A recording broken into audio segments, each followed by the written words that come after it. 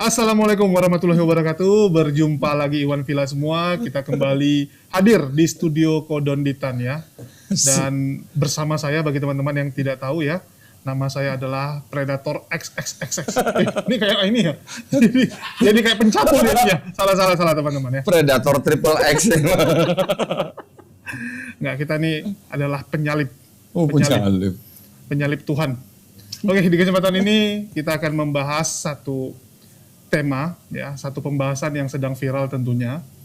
Ini bukan tentang lapor-melapor teman-teman, tapi sebuah STT yang ada di NIAS ya. Di NIAS, yaitu STT NIAS, Sekolah Tinggi Teologi teman-teman ya. Jadi STT itu adalah Sekolah Tinggi Teologi. Bukan sekolah tukang tipu, ya, jangan salah. Kalau menurut pendeta HTD, STT itu sekolah tukang tipu, tapi yang kita bahas ini bukan STT tukang tipu, tapi Sekolah Tinggi Teologi yang ada di NIAS. Itulah namanya STT NIAS. Ya, mungkin dari Kodoni nih. Assalamualaikum Kodoni. Waalaikumsalam warahmatullahi wabarakatuh. Ini lu, gue perasaan kayak tamu jadinya ya. Kayak lagi podcast sama sirkus. Terbalik ini teman-teman. Enggak, tuh rambutnya bagus amat. Itu rambutnya beli di mana rambutnya? Ya, ini belum di rebonding teman-teman ya. Mohon maaf ya. Rambutnya di itu. Gimbal kita, gimbal. Asik. Ya. Itu lampunya bisa nyala itu? Bisa nyala kok. Cuman merah doang? Ya, kalau pink, kalau pink kan malu kita. Nggak bisa hijau, kuning, biru gitu nggak bisa? Bisa kok. Oh bisa. Bisa. Bisa muter-muter gitu kalau. Oh serius lah kok. Ini rugi ini. Padahal Kodondi barusan dapat penghargaan sebagai apologet terbaik. Terbaik loh kok. Bukan terfavorit terbaik. Ya. Terfavorit. Bukan terfavorit. Jadi? Terfavorit. Aduh, kalau orang Sunda kan nggak bisa F katanya. Jadi terfavorit ya. Enggak, itu antingnya bagus amat sih, lop gitu. Lop gitu. Ini kerjanya di komplain terus teman-teman ya. Parah ini. Besok jangan kasih lagi penghargaan. Astaga. Oke, kita terus nih kok. Enggak, itu kalau nyewa sehari berapa itu? Buat Kodondi udahlah. 1 juta boleh lah kok ya. 1 juta. Ya, terus. Kaya. Oke, kita serius teman-teman ya. Jadi ada sebuah STT di NIAS nih kok. Namanya STT NIAS yang sedang viral lantaran ternyata ada kajian Islamologinya. Ya. Terbukti berarti kan. Terbukti. Cuman kalau dari dulu kan memang di STT itu ada Islamologi. Cuman yang kita terkejut adalah bahan Islamologinya gitu. Ya. Ya, mungkin Kodoni udah tahu lah ya. Ya, jadi pernah waktu itu saya juga kedatangan tamu ya. Dia pernah kuliah di STT di Malang. Dia cerita ada Islamologinya. Betul. Di dalam pelajaran yang dia dengar dalam Islamologi itu banyak menghujat Nabi Muhammad SAW. Ya macam-macam lah, kita udah sering dengar lah ya. Itu waktu kita tayangin banyak yang nyinyir, nggak bener gitu. Fitnah. Tapi nggak ada bukunya deh. Nggak ada, dia nggak bawa buku. Tapi dia ada itunya lah, sertifikat dokumen ada. Nah terus setelah itu kan sering lah. Ada lagi satu lagi yang mantan misionaris. Dia juga cerita bahwa di STT juga memang ada Islamologi. Berapa SKS malah dia cerita, lupa gua. 4 atau 8 lupa lah. Nah, jadi ada satu disclaimer nih ya. Kenapa kok kita bahas Kristologi, ya kan? Kan gue udah sering berapa kali ngomong lah, kita belajar Kristologi karena satu, tujuan utamanya adalah untuk membentengi akidah umat Islam. Kedua, karena di STT juga belajar Islamologi. Tapi sekarang kita mau bandingin apa yang kita pelajari dalam Kristologi, apa yang mereka pelajari dalam Islamologi. Itu yang penting kan. Nah, hari apa tuh kemarin kita pulang ya? Tanggal 11 ya berarti ya. Tanggal 11 ya, 11 November ya kan? Senin. Saya pulang dari Jawa Timur, Surabaya kan, menuju Jakarta. Saya dapat link dari siapa? Erik. Ada STT NIAS yang di dalam website itu ada materi-materinya untuk belajar kristologinya. Materi-materinya itu berupa file PowerPoint. Ya, saya tunjukin ya. Kayak gini nih. Jadi waktu si Erik ngasih tahu saya, begitu dia buka link itu, di dalam situ ada judul-judul file-file PowerPoint yang isinya adalah materi Islamologi. Saya suruh download semua. Malah saya suruh Erik screenshot websitenya di handphone ya. Temen si Erik kayaknya lupa tuh. Ada. Nah, coba. Ini saya tunjukin dulu nih. Ini nama-nama file yang ada di dalam website tersebut ada 12 file ya, semuanya dalam bentuk PowerPoint, diambil dari website https://sttnias.ac.id/kuliah-umum-islamologi ya. Nama-nama filenya bisa dilihat di layar. 5 dogma Kristen yang ditolak, Al-Fatihah, apakah Al-Quran kitab penyempurna, arti kata Allah, Isra Mi'raj, jeritan kaum Kedar, New, Jibril dan Gabriel, penjelasan Tritunggal, ritual haji, strategi penginjilan, Tuhan Kristen dan Islam berbeda, tujuan belajar Islamologi.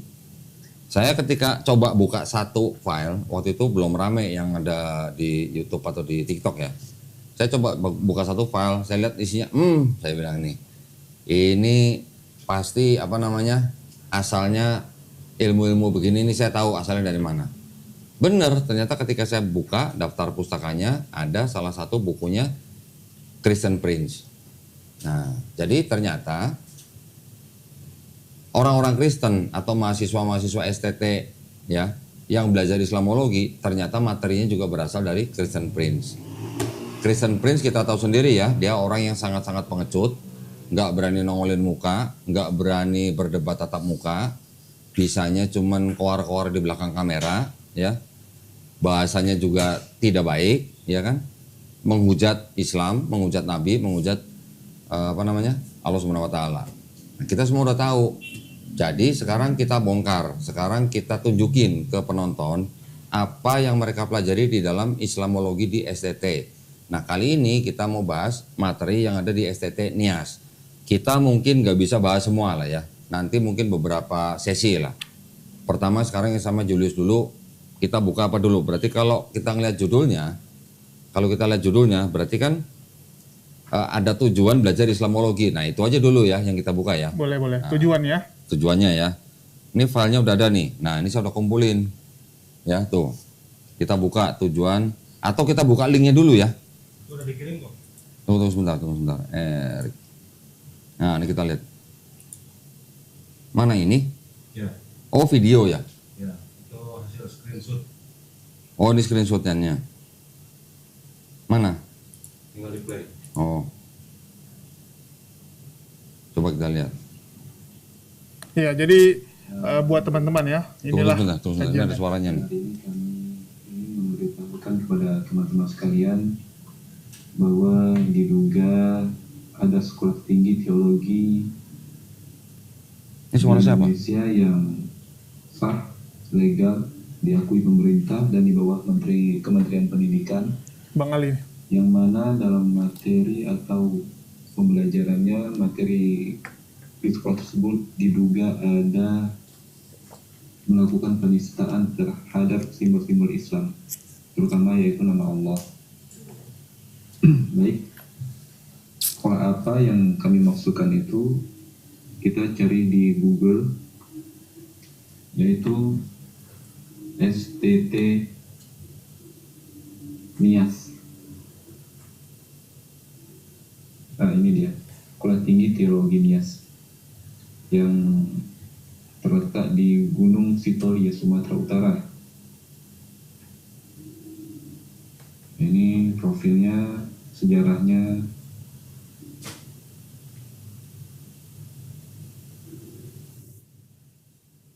Teman-teman sekalian bisa cari di Google ya.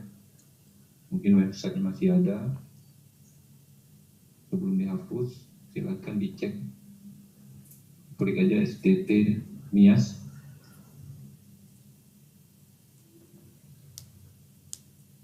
Mata kuliah S1. Intinya sekolah ini terdaftar ya di Kementerian Pendidikan dan sah di bawah pemerintah kita Indonesia. Baiklah, yang jadi permasalahannya ini yaitu adanya dugaan penistaan agama Islam atau simbol-simbol agama Islam, terutama nama Allah. Di mana itu? Baiklah, kita cari di pencarian, kita ketik Islamologi. Apa itu Islamologi? Nah, di sini kuliah umum Islamologi. Di sini ditulis kuliah umum Islamologi, tujuan belajar Islamologi adalah untuk sekedar mengetahui ajaran agama Islam, khususnya dalam hal keselamatan di dalam ajaran agama Islam. Ini kalau dia dari depan bagus ya, tidak ada masalah lah. Cuma ketika kita klik gambar Islamologi ini, kita klik, ini muncul ini nih. muncul beberapa materi yang bisa di-download ya. Nah ya, di situ masih kelihatan kan ada link, ada nama-nama file yang bisa di-download kan. Ini juga sudah kita download, semuanya sudah kita download ya. Berarti ini udah ada video yang bisa mengklarifikasi bahwa benar ada website milik daripada STT Nias. Iya. Dan lihat pula di belakangnya kan .ac.id ya, Iya. .ac.id. Artinya itu sebenarnya sudah merupakan website yang resmi. Nah, ya, resmi untuk kalangan pendidikan gitu kan. Nah, sekarang dari sini kita coba tes. Masih bisa dibuka nggak ya? Ini si Erik kan udah ngasih lihat saya, udah ngirim saya ininya nih. Nih, linknya nih ya. Kelihatan nggak? Nah, ini linknya nih ya. Ini saya coba klik nih. Tadi kan jadi alamatnya adalah https://nias.ac.id/kuliah-umum-islamologi. Kita coba klik sekarang ya. Ini tanggal 13 November. Nah, keluarnya begini. Ini kalau kita cari yang tadi, harusnya kan langsung keluar ke dalam daftar mata kuliah tadi apa? Materi-materi pembelajarannya kan? Nama-nama filenya. Sekarang kita cari udah nggak ada nih. Iya, sudah dihapus. Sudah dihapus. Per kemarin ya? Per kemarin dihapus. Nah, kalau kita sekarang search Islamologi misalnya. Di sini. Mologi. Sudah nggak ada. Ya. Tuh ya. Sudah nggak ada kan? Tuh. Ya, jadi per kemarin tanggal 12 ya. Itu jam 10 pagi dihapus. Nah, ini coba kita klik nih ya mata kuliah S1-nya nih.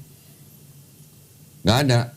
Yang Islamologinya, yang saya maksud adalah file-file PowerPoint yang tadinya ada di website ini, sekarang sudah nggak ada.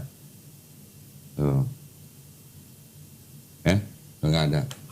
Jadi kayaknya mereka sudah mengetahui. Iya, karena viral. Karena viral.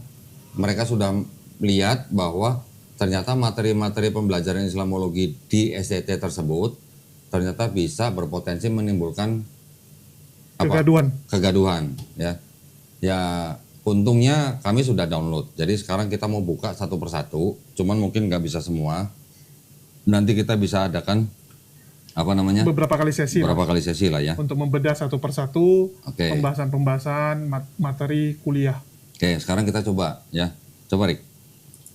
Nih ya, ini file-file yang sudah saya download nih. Ada 12 file. Sekarang kita buka pertama kali tujuan belajar Islamologi. Nah, ini dia filenya. Oke, kita baca. Sekilas saja ya, kita nggak usah terlalu lama lah ya. Untuk sekedar mengetahui ajaran agama Islam, khususnya dalam hal keselamatan di dalam ajaran Islam. Nggak ada yang salah. Untuk membentengi diri dan keluarga khususnya dan umat Kristen umumnya dari serangan-serangan kritikan pihak lain, khususnya Islam, yang bertujuan ingin menggoyahkan serta menjatuhkan iman Kristen supaya menjadi mualaf, murtad dari kekristenan. Apa iya kita pernah? Kalau Dondila nih suka menggoyahkan iman mereka mungkin. Loh, kalau gua mempelajari kristologi ya, kita mempelajari dari sudut pandang atau teologinya Kristen terhadap Nabi Isa alaihissalam atau Yesus Kristus. Oke. Mereka mengangkat Yesus Kristus sebagai Tuhan mereka, sesembahan mereka. Itu bukan sesuatu hal yang kita yang kita nggak boleh gitu. Ya. Itu mereka punya hak untuk punya menyembah Yesus Kristus sebagai Tuhan. Mereka dilindungi haknya oleh negara. Betul. Gua setiap kali ngomong, mau di depan masjid, mau kuliah, mau apa, selalu gua bilang setiap warga negara Indonesia dilindungi haknya untuk memilih dan menjalankan agama dan kepercayaan masing-masing. Termasuk orang Kristen yang mau menyembah Yesus Kristus itu ada. Iya. Itu diberi hak yang penuh oleh negara. Iya. Ya. Jadi kita nggak boleh komplain ke negara gitu, nggak boleh. Oke. Sekarang, tapi maksud saya gini, kita kan nggak pernah melakukan misi Islamisasi terhadap orang yang sudah beragama. Betul. Kalau yang saya lakukan, saya menerima tamu orang di sini, datang konsultasi, ada yang mau foto Bible, ada yang mau ngecek ayat segala macam. setelah diskusi sama saya beberapa jam, mereka menyatakan diri mau masuk agama Islam. Apa itu itu bisa disebut sebagai Islamisasi? Lu kasih teh kok soalnya, kasih teh sama kue. Oh berarti tehisasi dong, Tehisasi, Islamisasi dong. Kalau mereka kan Indomisasi. Oh Indomisasi.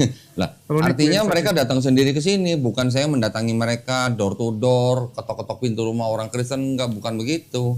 Tapi kalau Kristen kan melakukan hal itu. Iya, bagi brosur. Nah, evangelisasi jalan. Apalagi kalau misalnya ada bencana alam. Wih, paling kencang. Bencana alam, oke, kalau mereka hanya membantu, nggak ada masalah. Tapi setelah membantu, memberikan bantuan, terus bikin acara-acara penghiburan, kebaktian, lagu-lagunya lagu-lagu rohani mereka. Nah itu kan sudah melanggar, artinya sudah mengajak orang masuk agama mereka gitu. Menawarkan, ya. Jadi saya klarifikasi di sini, Islam juga agama misi, tapi kita tahu aturan. Kita tidak mencoba mengajak orang yang sudah beragama atau kelompok orang yang sudah beragama untuk masuk ke dalam agama Islam. Yang kita lakukan, dai-dai kita yang ke daerah-daerah terpencil itu menyasar kepada orang-orang atau kelompok orang yang belum beragama. Kristen pun boleh begitu, silakan.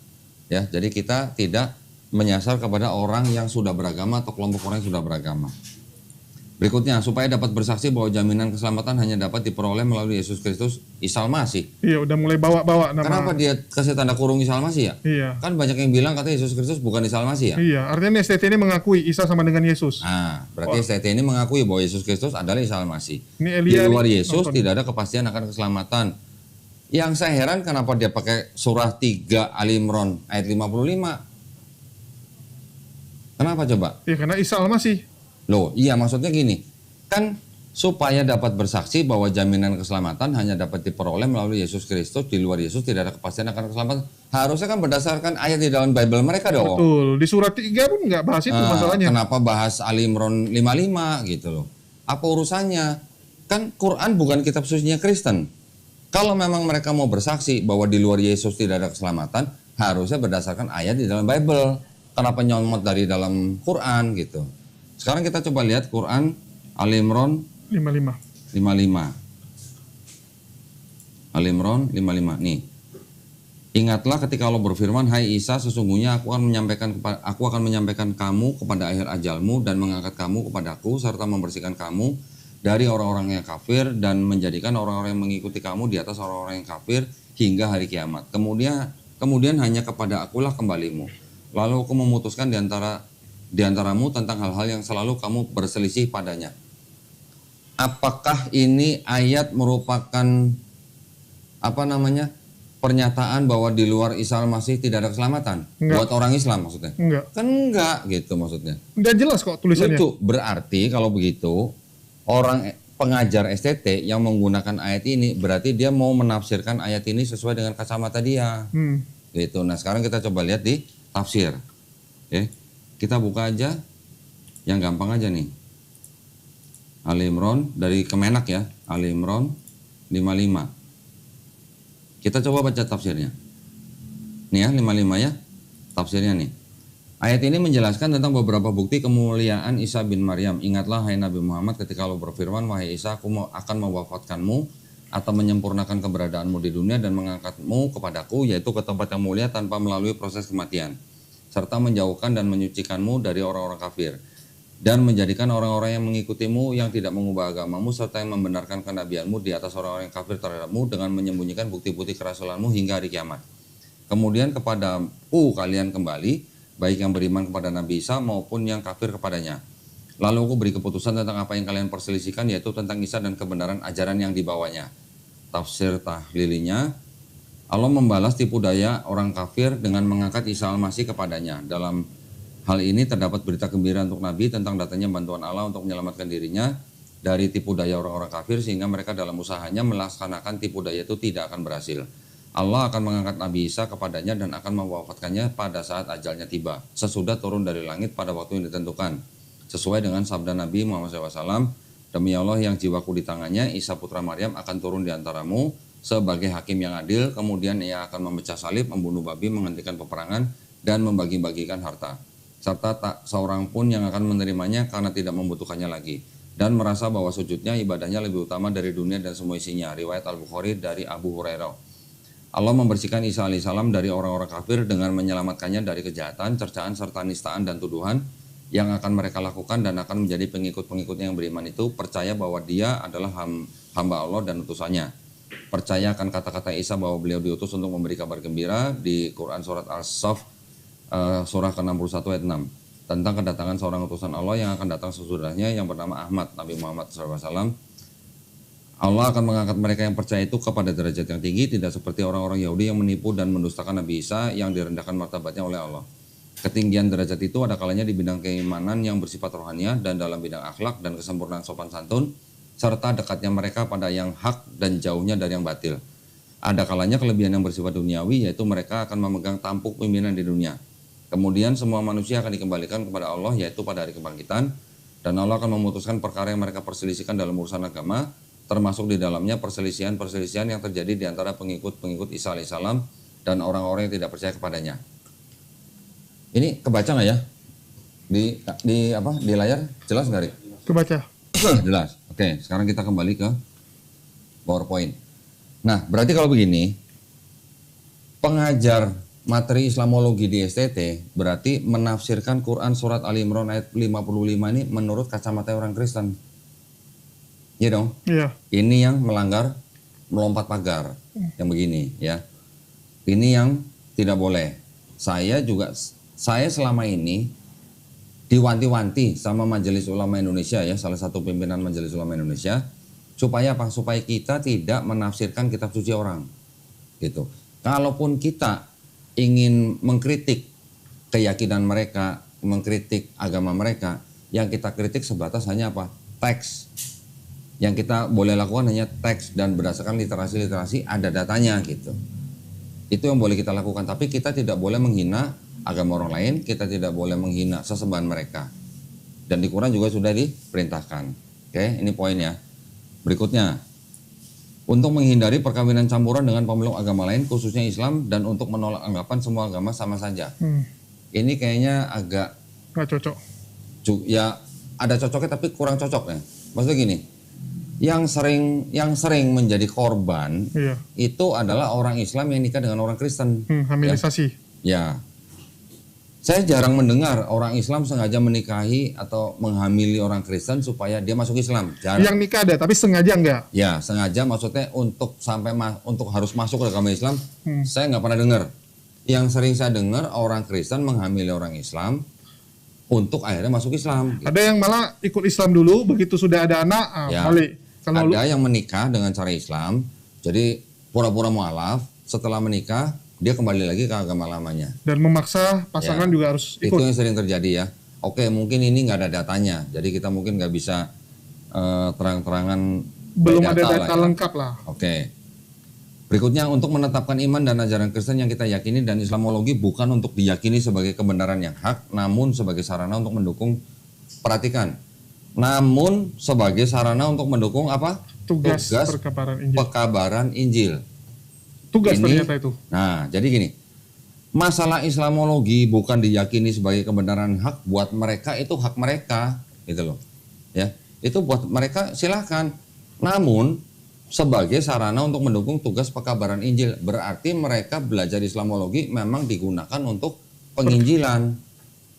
Ini ditulis ya. Iya. Ini saya nggak robah loh nih. Ibaratnya kalau orang jualan sengaja bawa kecap kompetitor supaya membantu mendukung jualan kecap dia lebih gampang. Berarti omongan saya selama ini benar nggak? Kalau mereka belajar Islamologi itu tujuannya adalah untuk mengabarkan agama, menyebarkan agama mereka, mensiarkan agama mereka. Makanya belajar Islamologi. Ini bukti, gitu. Ini materi dari STT Nias tersebut. Oke. Yang ini untuk membedakan mana yang wahyu Tuhan dan mana yang bukan dari Tuhan, serta untuk memberikan informasi Tuhan yang disembah umat Kristen tidak sama dengan Tuhan yang disembah umat Islam. Ini untuk membedakan mana wahyu Tuhan dan mana bukan, menurut mereka monggo, itu nggak masalah ya. Untuk memberikan informasi Tuhan yang disembah umat Kristen dan Tuhan yang disembah umat Islam berbeda. Memang buat umat Islam, Tuhan yang disembah umat Islam dengan Tuhan yang disembah umat Kristen itu memang beda. Umat Yahudi pun yang kitabnya dipakai oleh Kristen juga menyatakan bahwa Tuhan yang disembah oleh orang Kristen itu berbeda dengan Tuhan yang mereka sembah. Tapi umat Yahudi bilang Tuhan yang disembah umat Islam dengan Tuhan yang disembah umat Yahudi itu sama. Ya. Jadi masalah beginian sih nggak terlalu ini sih, nggak terlalu apa ya. Mereka mau bilang Tuhan kita beda, ya itu memang hak mereka gitu. Kita juga bilang Tuhan mereka berbeda dengan Tuhan kita, itu juga hak kita gitu, ya. Oke, ini sampai di sini. Ini yang dianggap sebagai judulnya tujuan belajar penginjilan kaum Kedar atau tujuan belajar Islamologi tadi ya, judul filenya nih, tujuan belajar Islamologi nih di atas nih, ya. Oke, kita buka lagi. Yang ini berarti nih, yang kedua nih ya, Tuhan Kristen dan Islam berbeda nih. Oke, yang pertama, karena tidak ada kesamaan antara Islam dan Kristen. Yang kedua, mari kita lihat perbedaannya. Yang di sini ada kata Allah, di sebelahnya ada kata Yod-Heh-Vav-Heh. Ngomong-ngomong, kata Yod-Heh-Vav-Heh itu punya Kristen atau bukan? Iya, itu kan punya Yahudi. Punya Yahudi. Harusnya mereka teos.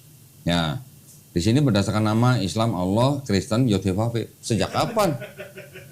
Sejak kapan Kristen punya Tuhan namanya Yod-Heh-Vav-Heh? Ada nggak di Perjanjian Baru kata Yod-Heh-Vav-Heh? Nggak ada. Tidak ada. Versi yang lain ada. Hah? Versi yang lain ada. Versi apa? Versi apa tuh? Selabir kalau nggak salah. Bukan. Ini kalau Yod-Heh-Vav-Heh kan berarti kan dalam bahasa Ibrani. Iya. Yahweh, tulisnya Yahweh. Iya, Yahweh. Nah, ntar kita bahas Yahweh. Enggak, maksud gua kata Yod-Heh-Vav-Heh di dalam Perjanjian Baru itu pernah muncul nggak? Walaupun cuma sekali. Nggak ada. Teos yang Nggak ada. pernah. Mereka menggunakan kata apa? Teos. Teos. Kalau mereka mencoba menyamakan kata teos dengan Yod-Heh-Vav-Heh, Nggak nyambung. nah itu nyambung apa enggak? Gitu. Nggak juga. Ya, ini aja udah menurut pandangan kami ini udah keliru gitu. Jadi Kristen Tuhannya namanya bukan Yod-Heh-Vav-Heh. Di seluruh Perjanjian Baru dari Matius sampai Wahyu kata Yod-Heh-Vav-Heh tidak pernah dipakai. Yang dipakai teos. Terus kemudian diceritakan Yesus sendiri yang menyebut Tuhannya. Menyebutnya apa? Kan Bapa. Bapak. Selalu Bapa. Di sepanjang 4 gospel, Yesus selalu menyebut Tuhannya sebutan Bapa. Cuman 2 ayat di Matius dan di Markus, ketika Yesus di atas kayu salib, itu juga karena Matius nyontek dari Markus ya. Di atas kayu salib diceritakan Yesus menyebut Tuhannya dengan Eli Eli lama sabachthani. Eli Eli itu di Matius, Eloi Eloi di Markus. Ya, cuman itu aja yang beda. Itu pun Eli ya, bukan Yod-Heh-Vav-Heh loh. Orang Yahudi ada nggak yang menyebut Yod-Heh-Vav-Heh? Nggak ada. Mereka harus menyebutnya dengan Adonai atau Hashem. Ya, ada nggak di Perjanjian Baru Adonai atau Hashem? Nggak ada. Yang mendekati Adonai itu adalah Kurios. Oke, Kurios di dalam bahasa Yunani memang bisa diartikan kalau dalam bahasa Inggrisnya itu Lord. Atau dalam bahasa apa ya Indonesia tuh Bos. memang bisa Tuhan bisa Tuhan. Iya. Tetapi Pengertiannya beda sama Tuhan Iya. zaman dulu atau arti kata ya Tuhan. memang Lord juga bisa dipakai untuk menyebut Tuhan. Iya. Jadi kalau kata di Indonesia yang paling mewakili kata Kurios atau Adonai itu adalah kata Gusti. Ya, Gusti bisa disebut dipakai untuk menyebut seseorang, juga bisa dipakai untuk menyebut Tuhan gitu. Itu ya paling dekat itu. Tapi selama di Perjanjian Baru semuanya tidak ada kata Yod-Heh-Vav-Heh. Oke. Berikutnya. Berdasarkan nama di Islam Quran surat pertama Al-Fatihah ayat pertama dengan menyebut Allah, maksudnya bismillah gitu ya. Quran surat 10 Yunus ayat ketiga, sesungguhnya Tuhan kamu ialah Allah. Kristen Keluaran 3:15, Tuhan Allah nenek moyangmu, Allah Abraham, Allah Ishak dan Allah Yakub telah mengutus aku kepadamu. Itulah namaku yang untuk selama-lamanya dan itulah sebutanku turun temurun. Tulisannya Tuhan ya. Iya. Tuhan huruf besar. Huruf besar. Apakah Tuhan ini nama? Kata Tuhan itu nama. Enggak gelar. Kita coba sekarang buka di KBBI aja. Nah, jadi sekarang kita buka-bukaan data aja. Sesuai nggak gitu ya. Yang mereka pakai dengan apa yang menjadi kaidah bahasa baik bahasa Indonesia, bahasa Ibrani maupun bahasa Arab. Kita sekarang klik Tuhan di sini. Apa nih? Gedein dulu. Sesuatu yang diyakini, baca nggak? Iya, dipuja. Dipuja dan disembah oleh manusia sebagai yang maha kuasa, maha perkasa dan sebagainya, yang maha esa. Sesuatu yang dianggap sebagai Tuhan pada orang-orang tertentu uanglah sebagai Tuhannya, contoh itulah ya. Jadi Tuhan ini adalah sesuatu yang diyakini, dipuja dan disembah oleh manusia sebagai yang maha kuasa, maha perkasa dan sebagainya. Sedangkan di sini Tuhan ini penerjemahan LAI ya, penerjemahan LAI. Di sini memang menggunakan bahasa Ibrani-nya itu kalau nggak salah Yod He Vav He. Nah sekarang kita lihat di Keluaran 3:15. Kita buka aja di biblehub.com. Keluaran 3:15. Nah perhatikan. Nih, oh Elohe. Ada Elohe, ada Yahweh nih. 30:68 nih ya. Berarti ini Yod He Vav He nih. Kita klik nih. Kebaca nggak? Kurang? Mana? Udah tinggal ini. Udah? Enggak, gini aja. Segini aja. Nih ya, Exodus 3:15. Perhatikan di sini ada kata Ini nih, Wayomer Out Elohim El Mose Koh Tomar El Bnei Yisrael Yahweh. Di sini terjemahan Kristen adalah Yahweh. Di sini strong number-nya adalah 3068. Kita klik 3068. Keluarnya apa? Yod He Vav He. Tuh. Nah itu ya. Mendingan satu layar agak dipenuhin aja, Rik. Jadi nggak maju mundur, nggak di zoom. Kurang penuh. Nah, tunggu, mundur dikit. Nah, udah segini aja. Perhatikan di sini 3068, tadi di sini kata Yahweh yang ada di sini ini. Nih, Yahweh 3068 kita klik keluarnya Yod He Vav He. Ini adalah Yod He Vav He adalah Lord, often rendered in all capital letters in English translation to distinguish it from other titles. Perhatikan di sini. Part of speech, proper name, ya, nama pribadi. Transliterasinya Yod He Vav He. Ya, jadi ini adalah dari yang disebut dengan tetragrammaton, 4 huruf yang paling suci untuk orang Yahudi, di mana mereka tidak boleh menyebutkan 4 huruf tersebut dengan sebutan apapun kecuali Adonai dan Hashem. Kata Yahweh dari mana? Ya, gitu ya. Berarti di sini kata Yahweh di sini dia juga mengambil dari Yesaya 42 ayat 8, Ani Yahweh, Husmi, aku ini Tuhan, itulah namaku. Sekarang kalau mereka menggunakan kata Yahweh, dari mana kata Yahweh? Kata Yahweh sendiri itu bukan berasal dari Yahudi. Sedangkan orang Kristen menggunakan kitabnya orang Yahudi. Ya. Kata Yahweh berasal dari siapa? Berasal dari Kristen. Yang menciptakan kata Yahweh adalah orang Kristen, namanya Jean Brardus. Ditulis dalam bukunya dia berjudul The Chronographia, diterbitkan di Prancis tahun 1567. Itu adalah ciptaan orang Kristen. Orang Yahudi suruh ngomong nyebut Yahweh mau nggak? Boleh nggak? Nggak boleh. Nggak boleh. Jadi kata Yahweh itu yang dicoba divokalkan ya oleh orang Kristen, itu bukan sebutan untuk orang Yahudi. Ya, orang Yahudi mengetahui 7 nama Tuhan. Salah satunya adalah Yod He Vav He. El, Eloh, Eloah, Elohim, El Shaddai, Yod He Vav He, dan Zebaot. Dari 7 nama ini, yang Yod He Vav He atau disebut tetragrammaton itu memang yang dianggap paling suci. Mereka tidak boleh menyebutkan Yahweh, Yehova, Yehowa, nggak boleh. Mereka hanya boleh menggantinya dengan Adonai, yang artinya Rob atau Tuhan, atau Hashem. Hashem itu sang nama atau nama itu gitu. Ya. Jadi 2 poin. Kalau di sini mereka menerjemahkan nama Tuhan itu dengan kata Tuhan, tadi kita sudah buktikan bahwa di dalam Kamus Besar Bahasa Indonesia Tuhan itu bukan nama. Tuhan itu adalah sesuatu yang diyakini, dipuja dan disembah oleh manusia sebagai yang maha kuasa, maha perkasa dan lainnya. Ya. Terus kemudian kata Yahweh ini bukan nama Tuhan orang Yahudi. Orang Yahudi tidak kenal Yahweh. Nah, sedangkan kalau di Islam kita memang taunya nama Tuhan kita adalah Allah, ya kan? Sekarang pertanyaannya atau ada poin penting di sini apa? Yahudi Arab, ya, Yahudi Arab menerjemahkan kata Yod He Vav He ke dalam bahasa Arab jadi apa? Tahu nggak? Allah. Allah. Buktinya mana? Ya itulah yang selalu mereka ini kan jadikan dalil. Ya, Rick. Torah, Original Commentary in Arabic by Rabbi Saadia Gaon 942 sampai 882 sebelum Masehi masih 942 sampai 882 Masehi CE. Ini dulu gue mau beli harga $130, gue tahan-tahan, gue nggak beli. Kemarin giliran gue beli $190. Sedap kalau.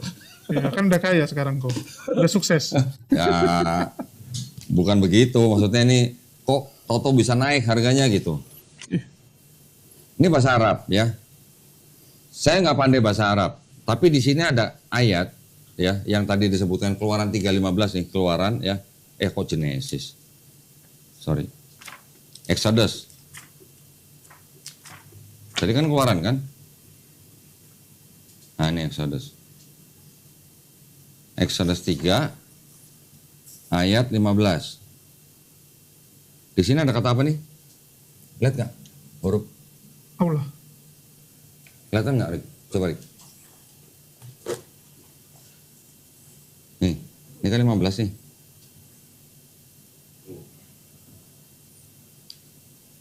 Nih, Iya. kata apa? Allah. Ini adalah Allah Tuhan kalian nih, Tuhanmu nih. Ya, jadi ini Allah. Allah ini yang diterjemahkan dari kata Yod He Vav He. Ini yang nulis atau yang menerjemahkan Torah dari bahasa Ibrani ke bahasa Arab itu Rabbi Saadia Gaon. Oke, berarti orang Yahudi Arab taunya kata Yod He Vav He itu setara dengan kata Allah. Kalau Yod He Vav He proper name, tadi kita udah lihat kan ada strong number 368 proper name. Kata Allah juga berarti proper name buat orang Yahudi Arab. Buat orang Yahudi Arab. Nama ya. Berarti buat orang Yahudi Arab, nama Tuhan itu adalah Allah. Buat Islam yang berbahasa Arab, nama Tuhan juga Allah. Cuman orang Kristen? Orang Kristen jadi apa? Gelar. Yahweh. Yahweh itu ciptaan orang Kristen. Sedangkan orang Kristen itu kan selain menyembah Yahweh, mereka juga percaya yang disebut Yahweh ini menjelma jadi Yesus. Gitu kan? Iya. Berarti orang Kristen menyembah Yesus sebagai Yahweh lah. Betul. Dianggap begitu karena itu mereka memang bilang 3 pribadi, ini yang Trinitarian ya. Mereka bilang 3 pribadi tapi satu hakikat. Jadi Yesus itu ya Bapa juga gitu. Roh Kudus juga satu Tuhan gitu. Tapi dalam 3 pribadi. Memang katekisisnya Yesus bukan Bapa, Bapa bukan Roh Kudus bukan Yesus, tapi ketiganya satu hakikat. Gitu kan? Berarti kan orang Kristen tetap mengakuinya satu Tuhan. Betul. Tuhan yang esa, gitu kan? Tetapi 3 pribadi, Yesus ini ya Bapa juga, ya Roh Kudus juga, ya Yesus juga gitu loh. Ya. Apakah orang Yahudi bisa menerima bahwa Yod He Vav He ini atau Allah ini bisa jadi manusia? Tidak. Kan enggak. Nggak mau. Bilangan 23:19, Tuhan bukan manusia, Tuhan bukan anak manusia. Hosea 11:9, Tuhan bukan manusia. Keluaran 9 ayat berapa? Keluaran 33:20. Engkau tidak dapat memandang wajahku, tidak ada manusia dapat memandangku dan tetap hidup. Iya. Ya kan? Kemudian di mana? Ayub 9:32, Tuhan bukan manusia. Maleakhi 3 ayat 6, Tuhan tidak berubah. Orang Yahudi nggak ada yang percaya Tuhan bisa jadi manusia. Kristen aja yang percaya bahwa Tuhan itu bisa jadi manusia, bisa jadi Yesus gitu.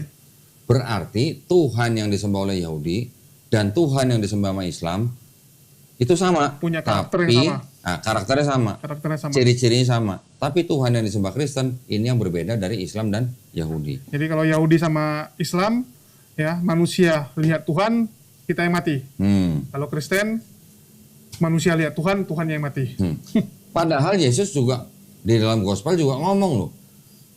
Gak ada yang bisa ngeliat Tuhan loh. Ya.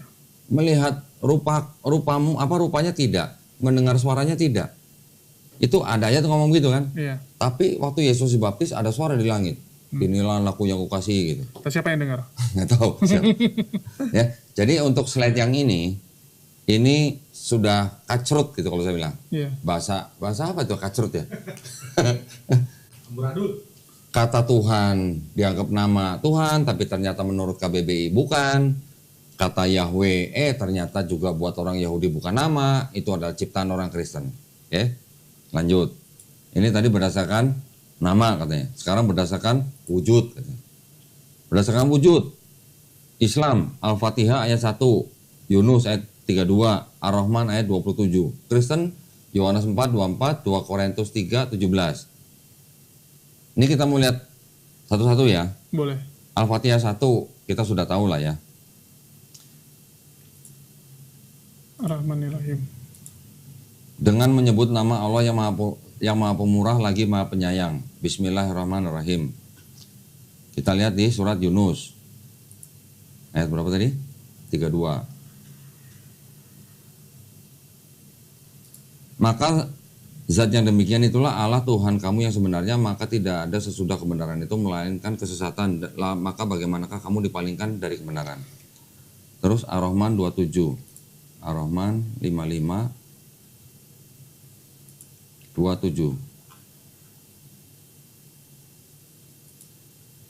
Dan tetap kekal zat Tuhanmu yang mempunyai kebesaran dan kemuliaan berdasarkan wujud. Berarti sudah jelas di sini adalah Allah merupakan zat ya.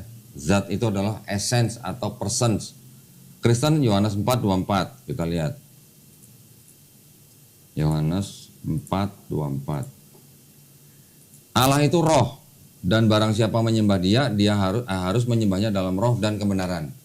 Jadi dia ingin mengatakan bahwa kalau di Islam berdasarkan wujud Allah adalah zat ya. DZAT. Zat itu artinya essence atau persons atau pribadi. Kalau di Kristen Allah itu roh. Sama kayak hantu juga dong. Enggak gini, jadi zat yang dimaksud di dalam Quran itu adalah essence atau pribadi. Di Kristen Tuhan itu adalah roh. Di Kristen iblis juga roh. Betul. Berarti apakah Allah itu serupa dengan iblis yang sama-sama roh gitu? Iya. Satu jenis, satu kaum gitu ya. Kan sama-sama roh. Sama-sama roh. Iblis juga roh, Allah juga roh. Entah mau dibedakan roh yang baik, roh yang jahat, itu urusan pembedaan jenisnya. Tapi kalau roh baik roh jahat artinya kayak ini dong, setara gitu kan. Cuman yang satu baik, Mata satu lu jahat. mata lu yang mana sih nggak kelihatan? Ini. Oh seperti itu. Hidungnya mana hidung nggak kelihatan juga hidung. Waduh, hidung ke bawah. Ya, jadi kalau Allah itu roh menurut Yohanes 4:24, sedangkan iblis juga roh. Berarti apakah sama-sama roh? Itu kita cuma nanya ya. Cuma nanya. Ayatnya di mana iblis itu roh? Nah, kita lihat di sini. Nah, ini ayatnya segini banyak nih. Artinya Tuhannya dari dua pribadi, ya, dua roh, satu manusia. Ini ayat yang dianggap sebagai Tuhan itu roh. Ya, dari mulai Kejadian 1:2 sampai Wahyu 5:6. Setan atau iblis juga roh. Matius 8:16, Lukas 8:2, Lukas 8:29, Lukas 9:39-40, Lukas 9:42, Lukas 10:20, Lukas 11:24, Lukas 11:26, Lukas 13:11, 1 Timotius 4:1, Wahyu 16:14. Jadi kalau Tuhan itu roh, iblis juga roh, apakah Tuhan itu serupa dengan iblis yang sama-sama roh? Saya nggak nanya roh baik, roh jahat, roh baik, roh benar atau enggak. Yang penting sama-sama roh gitu. Kalau sama-sama roh kan berarti serupa. Betul. Ya, kita cuma nanya. Gitu. Ya. Jadi misalnya kayak Kodondi sama Kang Erik, sama-sama manusia walaupun bentuknya beda. Ya. Saya manusia baik, Erik manusia jahat, misalnya itu kan gitu ya. beda urusan gitu maksudnya. Yang satu lebih gendut. Tapi kan saya manusia, dia manusia gitu. Ya. Apakah saya serupa dengan Erik? Berarti kalau Allah roh, iblis roh, apakah Allah serupa dengan iblis gitu? Itu aja pertanyaannya. Ya kan segambar dan serupa. Ya. Harusnya bukan untuk manusia dong. Kalau apa? Kan dikatakan manusia itu segambar dan serupa dengan Tuhannya mereka gitu Ya ya. ini kan itu bicara manusia, ini kan bicara Allah nih. Iya. Ya, oke lah. Jadi tambah bingung kita teman-teman. 2 Korintus 3:17. Ini mungkin sama lah ya. 2 Korintus 3:17. Sebab Tuhan itu adalah roh dan di mana ada roh Allah di situ ada kemerdekaan. Sama lah intinya lah sama Yohanes 4:24 tadi. Berikutnya. Berdasarkan surga, Islam, Quran surat 52 atur ayat 19-20, ada kawin dan mengawini, ada makan dan minum. Kristen Matius 22-30, Roma 14-17, tidak kawin dan dikawinkan, bukan tentang makan dan minum. Perlu dibahas nggak nih? Waduh, tunggu, ini bahaya soalnya. Hah? Sebenarnya nih pembahasan yang paling sering dibahas nih ya, masalah perkawinan anak domba itu gimana tuh, Ko? Oh, kalau perkawinan anak domba yang di Wahyu itu sebenarnya itu artinya bukan arti nikah, benar-benar nikah seperti suami istri, bukan. Tapi kan nikah yang penting. Iya, judulnya pernikahan, perkawinan anak domba itu artinya menyatunya Yesus Kristus dan umat Kristen. Kenapa menyatunya dipakai kata kawin? Kenapa itu nggak bergabung, bersatu?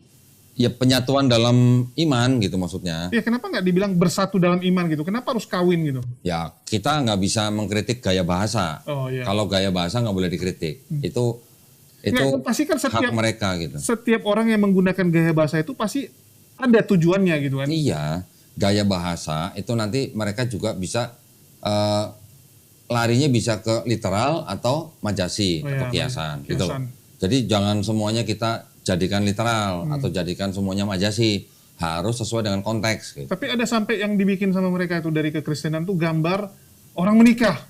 Perkawinan anak domba itu ada gambar-gambar pernikahan. Ya itu hanya lambang aja, simbol aja. Oke, tapi kalau tidak kawin dan dikawinkan, sekarang kita buka. Ya kita ini dalam rangka nanya ya, 19:29. Matius 19:29 ya.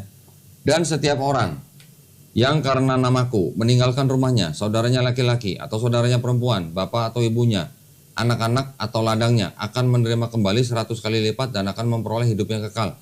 Kalau ngomongin hidup kekal ini maksudnya apa? Ya, Akhirat dong. Ya. Akhirat kan. Mereka akan menerima kembali 100 kali lipat. Apanya? Saudara laki-laki, saudara perempuan, bapak atau ibunya, anak-anak atau ladangnya. Artinya mereka istilahnya boleh dikatakan berkumpul di hidup yang kekal bersama dengan orang-orang yang mereka kasihi kan. Betul. Ini saya bukan berusaha menafsirkan nih. Tapi yang ingin saya tanyakan, di sini ada kata istri nggak? Ada. Yang ini nggak ada. Nggak ada ya? Teks aslinya ada. Nggak ada. Coba sekarang kita lihat. Di versi lain gitu ya. Siapa tahu ada. Di Salaber ada nggak? 29. Oh nggak ada. Coba kita lihat di bis. Wah ini Kodondi sengaja teman-teman. Padahal udah tahu kita. Oh nggak ada juga. Wah, updatean terbaru nih aplikasinya. Wes. King James. Ya. Coba. And everyone that had forsaken houses, or brethren, or sisters, or father, or mother, or apa tuh? Wife. Ada or wife, istri di hidup yang kekal. Istri gimana? Kalau istri, posisinya kalau istri itu buat apa? Sebenarnya ada satu yang bikin aku bingung kok. Kenapa or wife? Kenapa nggak ada or husband? Apakah ini cuma khusus untuk laki? Ya ini mungkin konteksnya Yesus sedang berbicara kepada seorang laki-laki. Dengan laki ya? Iya. Ya, makanya wife. Kalau disebutkan husband juga, ntar LGBT lagi ntar. Nah, pertanyaannya gini. Kalau oke lah di hidup yang kekal, ada saudara-saudaranya. Kalau istri, itu konotasinya apa? Untuk apa? Untuk apa? Istri konotasinya. Toh mereka bilang kan hubungan suami istri cuma di dunia, setelah maut selesai gitu kan? Ya. Sekarang kalau ini berarti kan 100 kali lipat, berarti 100 istri kan? Iya. Buat apa kira-kira?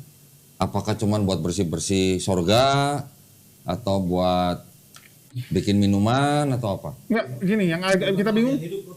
Hah? FIH, firman Allah yang hidup. Oh, firman Allah yang hidup, coba. Ya, habis itu ada yang kita agak bingung gini kok. Kalau di Islam kan jelas ada malaikat lah. Jadi malaikat lah yang membantu kita di surga ya. Jadi istilahnya pelayan kita lah. Kalau istri itu 100 itu dari mana gitu? 99-nya lagi dari mana gitu?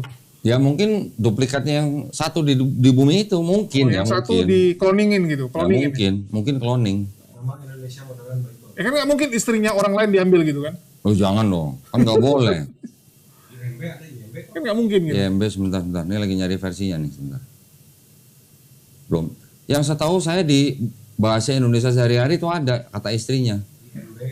Dan yang bingung teman-teman ya, salah satunya yang bingung nih gini. Ini kan kalau ngomong sama yang laki ini Yesus. Lagi ngomong sama yang laki. Kalau dia ngomong sama perempuan, kira-kira dia ngomong husband nggak gitu? 100 husband nggak gitu? Iya, 100 husband nggak? Mana Itu sih nggak ada ini? yang nanya soalnya waktu itu. Banyak banget ini. Bentar. Kok nggak ada, Rik? dari Indonesia dong. Ya di sini kita sedang belajar ya teman-teman. Jadi jangan nanti dibilang wah ini begini. Masalahnya tertulisnya seperti itu gitu. Terus yang Indonesia Ada wife-nya gitu kan, 100 istri. Walaupun teman-teman pada bilang wah itu kan cuman apa ya? Majas mereka Cuman bilang. segini doang, ada Alkitab mudah dibaca sama terjemahan baru, udah selesai. Makin banyak Udah terunduh. perubahan. Ya udahlah, nggak apa-apa. Kalau nggak salah sih di bis ada. Oh, kalau nggak salah di sini nih. Bentar. versinya coba kok yang KJV-nya ganti coba. Apa? KJV ganti. Oh, kalau nggak di Alkitab Sabda kali ya? Atau Alkitab Teng. Nah, ada sabda. Sabda. Ya ini salah satu ayat yang paling sering dibawa debat teman-teman. Ya, Kok nggak bisa? apalagi kalau kawin mengawin, wih, gawat. Tadi blokir. Waduh, Waduh, kayaknya buat gue diblokir ini. Sabda. si Kores paling hobi tuh kalau lagi debat bahas tentang kawin mengawin di surga. Nangis. Loh, kok nggak bisa dibuka, Rik? Waduh. Waduh, Khusus penitan diblokir. websitenya yang hilang udah. Nah, coba. Seratus istri. PMK tadi nggak ada ya? Ya kalau 100 istrinya nih pribadi yang berbeda-beda gimana ngurusinnya ya? 19, 29. Kamu bidadari ya? Iya, bidadari masih mending gitu. Melayani. Nggak ada BMK. Kalau ini istri, dari mana muncul istri? Apakah diciptakan khusus? Artinya bukan manusia dong. Kecuali cloningan ya. Cloningan ya manusia juga. Artinya istri kamu di cloning jadi 100. Tapi kalau cloningan, ya membingungkan. Dan padahal teman-teman Kristen tuh meyakini bahwa istri ya, hubungan suami istri itu cuma di dunia gitu. Selesai, ya udah selesai gitu. Maut memisahkan, maka di sana nggak ada lagi. Dan gimana bisa membedakan itu istrimu atau bukan? Karena dibilang kan tubuh kemuliaan teman-teman. Jadi teman-teman Kristen tuh di surga itu mereka nggak pernah bilang oh ada pria, ada wanita, ada kelamin gitu kan, nggak ada. Karena tubuh kemuliaan dan masih membingungkan tubuh kemuliaan itu.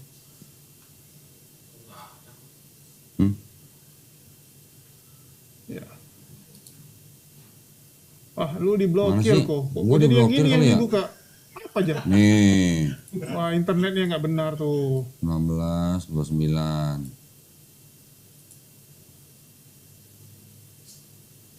Mana tadi? Oh ini bis nih, bis. Wih, keren saya.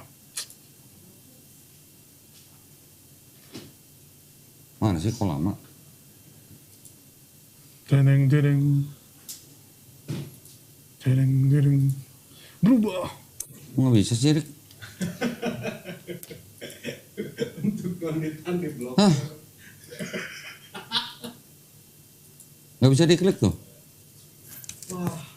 Lagi maintain mungkin websitenya kok, lagi dikomplain. Lagi maintain kali ya? Coba yang itu tadi kok yang dibuka lagi aplikasi Apa? Google-nya. Enggak, jangan dari Google kalau nggak dari Mozilla kayak atau dari Oh ini nih. Oh berarti emang lagi ini ya. Nah ini kalau ini versi bis. Atau ibu, ini nggak ada istrinya. Ada terus cari. Nih bawahnya lagi MILT. Nah ini MILT ada tuh. Tuh. lebih jujur. Lebih jujur. Jadi kalau yang bis nggak ada istri, TB nggak ada istri, TL nggak ada istri, AYT nggak ada istri, TSI nggak ada istri, MILT dan setiap orang sudah meninggalkan rumah atau saudara laki-laki atau saudara perempuan atau ayah atau ibu atau istri itu ada istrinya.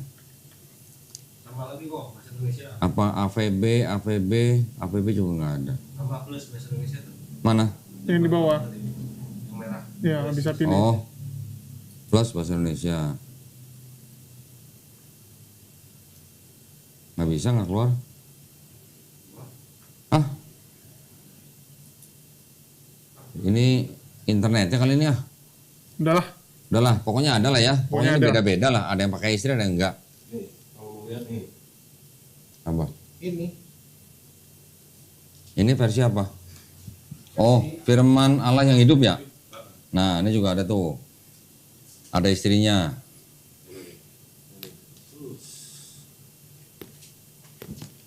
Zoom apa?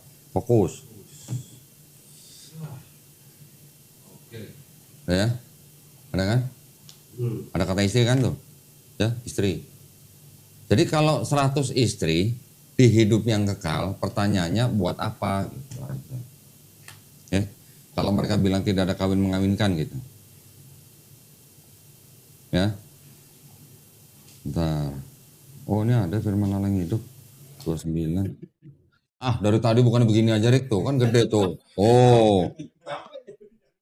Oh gede ah. Oh ada ya tuh. Kelihatan. Oh ya ada kata istri tuh. Istrinya. Udahlah ya. Sekarang balik lagi. Bukan tentang makan dan minum. Bukan tentang makan dan minum. Kayaknya gue pernah baca ayat. Yesus bilang pada hari ini kau dan aku akan makan dan minum ya. Perjamuan. Bener nggak? Kalau nggak salah begitu. Ya. Nih lihat nih. Ada ayatnya nih. Lukas 22:30 bahwa kamu akan makan dan minum semeja dengan aku di dalam kerajaanku dan kamu akan duduk di atas tahta untuk menghakimi ke-12 suku Israel. Ini ada makan dan minum. Tadi katanya nggak ada, tidak ada makan dan minum. Dan semeja lagi. Semeja lagi. Itu mejanya panjang banget tuh. Nah, berarti kalau berapa miliar orang mejanya banyak. Ya. Ya. Nggak boleh pisah mejanya loh, harus semeja. Harus meja. Oke, berarti nggak cocok kan berarti kan dengan yang mereka tulis sendiri kan? Nggak belajar mungkin yang nulis tuh kok. Nah, Nggak belajar Bible, sibuk belajar Islam. siapakah yang lebih besar yang duduk makan atau yang melayani? Bukankah dia yang duduk makan? Tetapi aku ada di tengah-tengah kamu sebagai pelayan. Kamulah yang tetap tinggal bersama-sama dengan aku dalam segala pencobaan yang aku alami. Dan aku menentukan hak kerajaan bagi kamu sama seperti Bapakku menentukannya bagiku. Bahwa kamu akan makan dan minum semeja dengan aku di dalam kerjaanku dan kamu akan duduk di atas tahta untuk menghakimi ke-12 suku Israel. Simon, lihat iblis telah menutup menampi kamu seperti gandum. Nah, ya pokoknya intinya ada kan tuh, makan dan minum kan, benar kan? Iya. Nah. Terus ini berdasarkan surga Islam. Tadi apa nih Quran surat Ar-Rahman ayat 46 di dalam surga orang Islam ada jin. Kita coba cek ya. Oke. Quran Ar-Rahman ayat 46. Di surga ada jin. Loh, kalau jin di dalam Islam kan ada yang Muslim juga kan? Iya, ada yang Muslim. 46. Jin itu kan kita cuma lihat. nama makhluk. 46. Ini kita baca nih. Dan bagi orang yang takut akan saat menghadap Tuhannya ada 2 surga. Ini kata-katanya begini ya. Kita coba baca di Kemenak tafsirnya. Quran Ar-Rahman 55 ayat 46. Bagi siapa yang takut akan pada keagungan Tuhannya disediakan 2 surga. Oke, kita lihat tafsirnya. Selain menyediakan siksa bagi pendurhaka, Allah juga menjanjikan pahala bagi orang yang bertakwa. Dan bagi siapa yang takut akan keagungan dan kekuasaannya pada saat menghadap Tuhannya sehingga terdorong untuk beramal soleh, baginya ada 2 surga. Ayat ini menerangkan bahwa Allah menyediakan 2 surga bagi orang yang takut akan Tuhannya dan berkeyakinan bahwa mereka akan mendapat balasan atas perbuatannya. Bila tergerak hatinya akan berbuat maksiat, maka ia ingat akan Tuhan yang mengetahui segala sesuatu yang baik, yang kelihatan maupun yang tersembunyi. Karena itu ia meninggalkan perbuatan itu. Takut akan azab dan hukuman yang akan diterimanya, mereka berbuat baik dan mengajak manusia berbuat baik pula. 2 surga itu ialah surga rohani di mana mereka mendapat keridhaan Allah, firman Allah dan keridhaan Allah lebih besar, itulah kemenangan yang agung. Surat At-Taubah ayat 72. Yang kedua, surga jasmani yang mereka peroleh sesuai dengan amal soleh yang mereka perbuat di dunia. Di mana ada kata-kata jin? Nggak ngerti. Ini kan tadi bilangnya ada jin. Di dalam surga orang Islam ada jin. Ar-Rahman 46. Plus footnote. Apa plus footnote? Emang di Quran ada footnote ya? Di mana di Quran surat Ar-Rahman ada kata-kata jin? Kita udah lihat di sini. Gak ada kata jin. Ya. Itu footnote-nya maksudnya dari Polycarpus punya statement. Oh, footnote-nya Polycarpus maksudnya. Iya, statement Di penghujat. Kristen di dalam surga ada, di dalam surga orang Kristen tidak ada jin. Iya, cuman perang naga gitu kali ya. Iya. Tidak ada jin, tapi ada. Loh, iya enggak maksudnya gini. Kalau mau nulis ayat di itu dong dikutip dong di sini dong. Jangan nulis ayat apa ada Iya. surat, ada nomor ayat, tapi Nggak ada memberikan komen yang tidak sesuai dengan isi ayat tersebut gitu. Karena mungkin mahasiswanya juga nanti malas nyari kok. Oh, ya tapi kan kalau namanya belajar harus ada buktinya dong. Ya. Oke. Terus berikutnya, berdasarkan cara masuk surga. Islam melalui iman dan amal soleh. Wow. Quran surat Al-Baqarah ayat ke-82. Kristen melalui Tuhan Yesus. Yohanes 14:6, oh ini adalah akulah jalan dan hidup dan kebenaran. Kisah Rasul 4:12. Oke, kita coba cek Al-Baqarah 82. Ya bisa jadi benar, kita lihat aja 182. Dan Ibrahim telah mewasiatkan ucapan itu kepada anak-anaknya, demikian pula Yakub. Ibrahim berkata, hai anak-anakku, sesungguhnya Allah telah memilih agama ini bagimu, maka janganlah kamu mati kecuali dalam memeluk agama Islam. Betul. Berarti melalui iman dan amal soleh, ya masih masuk lah. Tapi kurang kan? Kurang, sebenarnya kurang. Ya. Di Quran juga ada surat yang mengatakan bahwa orang-orang yang melakukan amal soleh dan bertakwa, dia akan mendapatkan, istilahnya akan masuk surga. Gitu. Ya, tapi paling kalau penting yang adalah Al-Baqarah ini kan jangan mati dalam kecuali dalam keadaan Islam. Yang paling penting semua ridho Allahnya, Rahmat Allahnya. Ya. Oke, ya ini mungkin masih masuk lah. Kristen melalui Tuhan Yesus, Yohanes 14:6. Jadi mereka menganggap bahwa jalan itu adalah Tuhan. Nah, kalau Yesus mengatakan akulah jalan dan hidup dan kebenaran, tidak ada seorang pun sampai kepada Bapa kecuali melalui aku. Berarti kan ada jalan, ada tujuan. Betul. Jalannya Yesus, tujuannya Bapa. Iya. Yang disembah sama Kristen, tujuannya disembah, jalannya juga disembah. Kalau jalan keselamatan bagi bangsa Israel ketika pada zaman Nabi Musa, siapa jalannya? Ya Musa. Apa Yesus juga? Bukan. Bukan. Dan ini nggak sesuai juga karena Elia, Henok sampai ke surga tanpa melalui Yesus. Iya, makanya. Nah ini berarti mereka kan berarti kan boleh dikatakan ayat ini itu ayat ambigu. Ambigu artinya bisa diartikan dua makna gitu. Ya, yang mau mengartikan Yesus Tuhan ya itu orang Kristen, yang tidak menganggap Yesus sebagai Tuhan karena ayat itu juga ada gitu. Ya. Kisah Rasul 4:12. Kalau kisah Rasul 4:12 kita coba lihat. Kisah Rasul 4:12. Dan keselamatan tidak ada di dalam siapapun juga selain di dalam Dia. Sebab di bawah kolong langit tidak ada nama yang lain yang diberikan kepada manusia yang olehnya kita dapat diselamatkan. Ini sedang berbicara konteksnya Petrus dan Yohanes di hadapan Mahkamah Agung. Mahkamah Agama.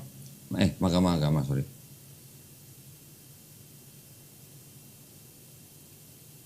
Maka ketahuilah oleh kamu sekalian dan oleh seluruh umat Israel bahwa dalam nama Yesus Kristus orang Nazaret, berarti manusia ya, yang telah kamu salibkan, tetapi yang telah dibangkitkan Allah dari antara orang mati, bahwa oleh karena Yesus itulah orang ini berdiri dengan saya sekarang di depan kamu. Yesus adalah batu yang dibuang oleh tukang-tukang bangunan, yaitu kamu sendiri, namun ia telah menjadi batu penjuru. Dan keselamatan tidak ada di dalam siapapun juga selain di dalam Dia, sebab di bawah kolong langit tidak ada nama lain yang diberikan kepada manusia yang olehnya kita dapat diselamatkan. Ya ini kurang lebih tadi sama dengan Yohanes 14:6. Jadi pada zaman itu ya memang jalan keselamatan cuma Yesus bagi bangsa Israel. Bukan siapapun juga. Lah wong sekarang Yesus ngomongnya aku diutus hanya untuk domba-domba yang tersesat dari bangsa Israel. Tiba-tiba di sini bilang keselamatan tidak ada di dalam siapapun juga selain di dalam Dia, sebab di bawah kolong langit tidak ada nama lain yang diberikan kepada manusia yang olehnya kita dapat diselamatkan. Dan ini bukan Yesus yang bilang. Ini yang ngomong bukan Yesus.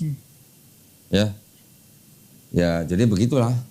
Artinya orang Kristen menganggap bahwa keselamatan itu hanya di dalam Yesus, itu hanyalah berdasarkan doktrin. Tetapi walaupun begitu, tetap mereka diberi hak, mempunyai hak yang penuh untuk menyembah Yesus sebagai Tuhan di dalam agama Kristen oleh pemerintah Indonesia. Gitu. Ya haknya penuh gitu, tetap boleh, tetap nggak ada yang larang gitu. Tapi jangan membuat materi seolah-olah nanti Islamnya bagaimana. Contoh yang tadi yang sebelumnya kita udah lihat ternyata juga banyak yang salah gitu. Ya, ini juga tadi salah, ini juga tadi malah di Kristen sendiri malah ada kawin mengawinkan. Ini juga salah, ini juga bukan nama Tuhannya orang Yahudi, di mana orang Kristen menggunakan kitabnya orang Yahudi. Ya, jadi banyak yang nggak tepat kalau menurut saya. Yang nulis nggak ngerti sebenarnya. Yang penting copy paste dari internet ya. Apalagi mungkin data data dari penghujat luar nih kan. Yang nulis nggak pernah nonton channel Donditan kayak gue bilang. Berdasarkan kitab dan utusannya. Oke. Islam, Al-Quran sebagai firman Allah untuk manusia dan jin. Quran surat Al-Jin ayat 72. Kristen, Alkitab sebagai firman Tuhan untuk manusia. Gimana? Agak bingung kok. Bener. Apakah Alkitab benar sebagai firman Tuhan? Iya, kalau dibilang untuk manusia juga Nggak usah semua untuk makhluk dibilang. nggak usah untuk siapa dulu lah. Bener nggak Alkitab itu firman Tuhan keseluruhannya? Menurut saya bukan. Nah, Menurut saya ya. Menurut Nanti saya, komplain. menurut saya masih ada sebagian. Ya. Ya, sebagian masih ada. Tapi kebanyakan bukan. Jadi di dalam Bible itu memang ini juga menurut orang-orang yang sudah mempelajari ya, bukan cuma saya aja ya. Sebagian masih ada firman Tuhan, sebagian masih ada perkataan nabi-nabi, sebagian masih ada perkataan sejarawan, tapi juga sebagian ada cerita-cerita porno. Waduh, cerita Ya. porno lagi dimasukin. Oke, sekarang kita lihat. Berdasarkan kitab dan utusannya, Islam utusannya Nabi Muhammad SAW. Kenapa fotonya begitu ya? Kalau di Kristen, utusan Yesus Kristus. Nah, mereka bilang utusan nih. Mereka mengakui sendiri Yesus Ini salah utusan. nulis apa gimana nih? Iya. Itu fotonya siapa, Pak? Foto Yesus. Apa ini benar-benar mukanya Yesus begini? Harusnya dia pakai foto yang kemarin ini, Ratu Entok. Oh, latihan. Ya, jadi ternyata mereka juga mengakui Yesus sebagai utusan. Gitu ya. Diborong gitu. Oke, lanjut. Berdasarkan isi firman-Nya, Tuhan Allah tidak menciptakan iblis di Kristen. Iblis itu siapa kalau di Kristen? Malaikat yang jatuh. Siapa namanya? Lucifer. Lucifer. Banyak, kan bukan itu aja. Enggak, Lucifer. Ya salah. Lucifer memang Ya. yang di. Tapi maksud saya, Lucifer itu ciptaan siapa? Ya ciptaan Tuhan ya. Tuhan Allah. Nah sekarang kok ini Tuhan Allah tidak menciptakan iblis katanya? Jadi gini kok. Jadi aku agak bingungnya gini. Mungkin maksudnya gini. Ini ada es nih kok. Nah, Ya. Es ini bukan kita yang ciptakan, tapi airnya kita yang ciptakan. ya berarti es itu ciptaan siapa? Ya intinya aku ciptakan air bukan es. Siapa suruh dia jadi es? Lah iya, lo menciptakan air, airnya menjadi es. Jadi es itu sebenarnya ciptaan siapa? Ya kalau Nggak ada yang menciptakan gitu. nggak ada yang menciptakan. Nah, airnya esnya berasal dari air. Air. Airnya yang ciptakan itu. Nah, saya ciptakan berarti air. es itu ciptaan siapa? Tapi saya nggak terima kalau dibilang ciptaan es. Ini saya terima kalau dibilang saya ciptakan air. Loh, Tapi es saya nggak terima. sekarang gini. Orang Kristen itu ketika lahir langsung jadi orang gede apa jadi bayi dulu? Jadi bayi. Nah, Tuhan itu menciptakan bayi atau menciptakan orang yang udah dewasa? Ah itu beda lagi kok. Bedanya? Ada beberapa orang Kristen mengatakan manusia itu bukan diciptakan sama Tuhan. Diciptakan sama siapa? Dibilang bapak mama yang ciptakan. Hah? Mereka bilang bapak mamanya yang ciptakan. Papa mama yang ciptakan. Iya. Gimana cara menciptakannya? Masa nggak tahu? Ini gimana sih? Ini jadi bahas ciptain anak. Oke, kita akan nonton bagaimana menciptakan anak. Diputar bang. Diputar. Inilah cara membuat anak. Ya Jadi- kan lucu gitu. Ini ada beberapa ada beberapa pendeta dan apologet Kristen ngomongin gini. Itulah bedanya kita dibilang. Kalau di Islam ya semua itu kan diciptakan sama Allah. Kalau mereka ya Adam dan Hawa iya diciptakan. Tapi selebihnya itu diciptakan manusia sendiri dibilang. Oke. Berarti mereka bukan ciptaan Tuhan gitu ya? Iya, jadi istilahnya Tuhan cuma nyiptain yang pertama, selebihnya urusan kalian gitu. Selebihnya urusan kalian? Iya, urusan yang diciptakan ini siapa suruh mau ciptakan yang lain gitu. Oh. Jadi mereka tidak merasa menjadi makhluk ciptaan Tuhan gitu ya? Yang ini ya, yang sebagian Yang itu pendeta ya, itu yang pendeta ikut diskusi itulah ya. Iya, berarti mereka mengaku bukan makhluk ciptaan Tuhan berarti? Iya juga harusnya ditanyain gitu, lu Iya, tanya gitu. harusnya tanya begitu. Ya. Jadi kalau dibilang Tuhan Allah tidak menciptakan iblis karena iblis berasal dari malaikat yang jatuh ke bumi lalu Lucifer segala macam. Lalu Lucifer itu ciptaan siapa? Ya ciptaan Tuhan. Ya kalau udah ciptaan Tuhan berarti iblisnya ciptaan siapa? Udah gitu aja. Ya, ini istilahnya mungkin dia mau cari ini kok. Nggak mau disalahkan gitu kan. Misalnya contoh nih. Ya, aku buat kue nih kok. Kuenya bagus. Dibikin jatuh sama kodondi. Ya. Jadi hancur kuenya kan. Ditanyain, itu kue buatan siapa kan? Pasti aku mengelak. Atau mungkin bukan gini buatan kali. aku. Atau mungkin gini kali. Lu bikin nasi, masak nasi. Nasi jadi bubur. Iya. Lu nggak menciptakan bubur, lu menciptakan nasi. Betul. Gitu ya? Gue nggak mau disalahkan dong. Soalnya kan jadi bubur kan disalahin. Itu kerjaan siapa tuh jadi bubur? Bukan saya. Saya cuma ciptain nasi. Ya berarti bubur ini bukan ciptaan lu. Bukan. Kan. nasi ciptaan lu. Ciptaan Padahal bubur dari nasi. Pokoknya yang jeleknya jangan gua deh. Oke lah. Di sini tulisnya lagi Tuhan tidak menciptakan iblis. Allah menciptakan iblis dari api. Quran surat Al-A'raf ayat 12. Memang kalau di Islam iblis dari bangsa jin itu diciptakan dari api. Malaikat diciptakan dari nur, cahaya. Manusia diciptakan dari tanah. Kalau mereka mau membedakan, ya ini oke beda. Tapi kalau dibilang Tuhan tidak menciptakan iblis, lah iblis dari mana gitu asalnya? Betul juga. Itu aja, ya. Yang dilempar ke dalam dapur api oleh Raja Nebukadnezar adalah teman Daniel yang bernama Sadrak, Mesak, dan Abednego. Daniel 3:19-21. Terus berikutnya apa? Yang dilempar ke dalam dapur api adalah Ibrahim, Quran surat Al-Anbiya ayat 68-69. Loh, kan dua cerita yang berbeda memang. Apa hubungannya ya? Ya saya bingung juga. Jadi misalnya gini teman-teman ya. Di satu cerita ada tentang Kodondi kecelakaan motor. Ya. Terus ada juga ya tahun depannya nih teman-teman ya. Kang Erik kecelakaan motor juga. Jadi mau dibilang si Julius salah informasi, yang kecelakaan motor bukan Kodondi tapi Kang Erik loh. Memang beda cerita gitu. Jadi yang diceritakan dalam Quran adalah Nabi Ibrahim alaihissalam, yang diceritakan dalam Bible adalah Sadrak, Mesak, dan Abednego. Ini dua cerita yang berbeda. Memang dua cerita yang berbeda. Terus kenapa dijadiin perbedaan gitu loh? Iya. Sekarang kalau mereka bilang bukan Ibrahim yang bukan Abraham yang dilempar dapur api ya. Iya. Ini kitab apa namanya? Dahumas. Ya, isinya Pentateuch atau Taurat atau 5 kitab Musa. Iya, 5 Kejadian, kitab Musa. Quran, Muhammad, Bilangan. Oke, ada tafsirnya, Rabi Rashi namanya. Gue cariin ya, jangan kaget. Ya karena mereka sering nih ya, terutama dari Polikarpus bilang, kisah Abraham yang dibakar itu adalah kisah dongeng gitu kan. Dongeng yang dikutip oleh umat muslim. Nah inilah gedebuknya mereka. Ya, suruh ke sini yang ngomong begitu. Kalau nggak mampu beli kitab begini, suruh ke sini, ngelihat gratis kok. Foto juga gratis kok. Foto boleh kan, Rick? Gratis kan? Artinya perjanjian lamanya kopinya kurang lengkap gitu? Bukan. Jadi artinya dalam pandangan orang Yahudi pun, itu ada kejadian Abraham diselamatkan dari tungku apinya Raja Nimrod. Nah, lo. Mana ya sebentar ya? Tunggu ya, ini soalnya kertasnya mahal, jadi bukannya harus hati-hati. Udah kaya pun masih pelit dia kawan-kawan. Padahal sekarang belinya gampang. Apa urusannya? Sebentar. Mana lagi waktu itu udah gue tandain ya. Giliran dicari lama, giliran nggak dicari cepet. Aduh. Lupa gue. Pelan-pelan dibuka ya. Iya nih harus pelan-pelan ini soalnya kertasnya tipis. Nah ini. Rick, zoom Rick. Nah ini bagian zoom. Ya. Dari Rabi Rashi nih. Mana?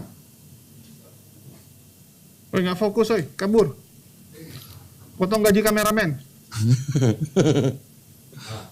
Nih ya. Pertama. Ya, fokus. Nah ini.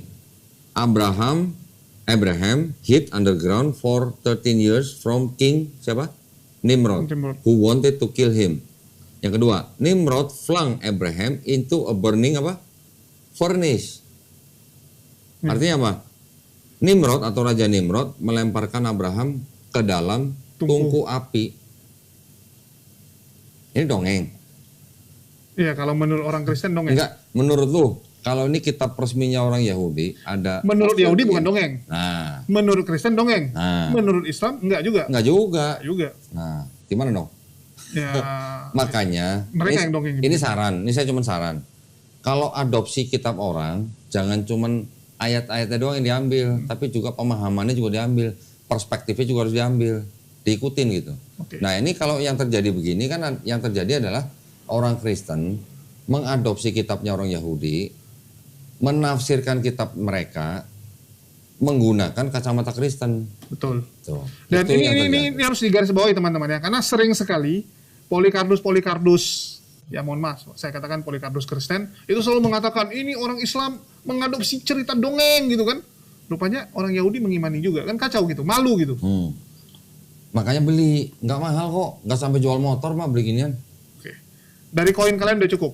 Koin kalian. Koin TikTok kalian ya, para Koin pemuja. kalian. Mungkin, Para pemuja. mungkin harga topeng lo sama harganya sama kali, Jul. Oh ya, ya udah tukar ya gue. Ya udah tukar. Ayo copot. Sensor dulu. Nggak mau copot. Oke, terus ya. Atau gimana? Ini masih lama nih, masih banyak nih. Nggak apa, lanjut aja. Kita secara cepat aja ya. Boleh. Nuh dan seluruh keluarganya selamat dari air bah, Kejadian 7, 13, 16, 23. Di Quran katanya Quran Hud 42, 43 anak Nuh meninggal. Anak Nuh yang meninggal ini, nah gini, ini ada perbedaan nih. Kalau di kitabnya Yahudi dan Kristen cerita Nuh itu memang anaknya 3. Iya. Sem, Yafet, satu lagi siapa? Ham. Kalau di Quran, tradisi Islam maksudnya ya, tradisi Islam, memang anaknya tuh 4. Tapi ada tafsir yang anak yang meninggal itu bukan anak kandung. Oke. Itu tradisi ya atau tafsir gitu loh. Ya. Ya beda begitu. Sisa 3. Tersisa 3. Yang penting setelah banjir ada 3 kan gitu. Iya, jadi yang meninggal yang disebut dalam Quran itu bukan Sem, Ham dan Yafet. Iya. Kalau nggak salah namanya siapa ya, lupa gua. Kanan apa siapa gitu loh. Iya, Kanan. Kanan ya. Nah. Jadi ya memang ini beda cerita. Kan beda cerita di dalam Quran dan Bible kan memang banyak. Betul. Banyak yang beda. Di Quran nggak ada Nabi Daud zina sama istrinya tentara sendiri. Di Quran nggak ada cerita Nabi Nuh mabok anggur telanjang. Di Quran nggak ada cerita Nabi Harun membuat patung sapi untuk disembah. Di Quran nggak ada cerita Nabi Lut menghamili 2 anak perempuannya sendiri. Anak perempuannya menghamili bapaknya. Memperkosa bapaknya. Maksud lu Nabi Lut hamil gitu? Nabi Lut diperkosa anaknya kalau di situ. Ya dikasih minum gitu ya. Ya jadi judulnya pokoknya hamil. Ya. Di Quran juga nggak ada cerita Nabi Sulaiman alaihissalam musyrik. Di Quran juga nggak ada kisah Nabi Ayub alaihissalam menyalahkan Tuhan. Jadi ya banyak cerita yang beda. Ya nggak apa-apa, itu artinya buat kami orang Islam itu artinya di dalam Quran itu meluruskan apa yang di kitabnya, apa yang disebut di dalam dokumen-dokumen sebelumnya gitu. Betul.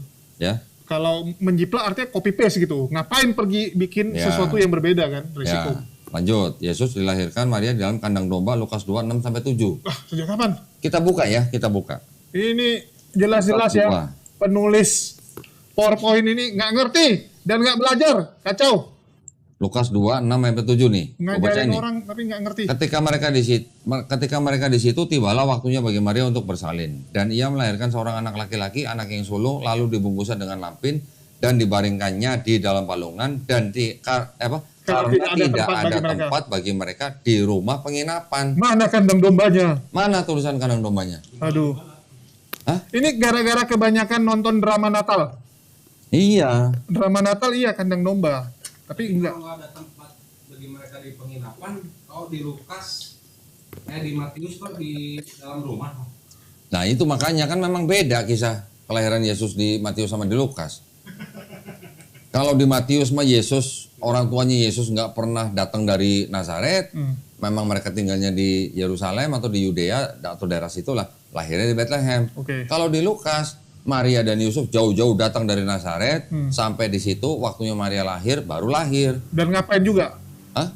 Ngapain juga udah jelas-jelas udah mau melahirkan, pergi mengambil resiko perjalanan gitu jauh. Sensus. Oh, sensus. Ada sensus gitu. Yang mengadakan Quirinius. Iya. Quirinius pas jadi wali negeri Syria baru diadakan sensus. Sensusnya ngerepotin. Maka orang yang berasal dari Yudea harus datang jauh ke situ. Lagi hamil tua pula kan. Balik kampung. Oke. Sekarang Quirinius menjadi wali negeri Syria menurut ahli sejarah nih.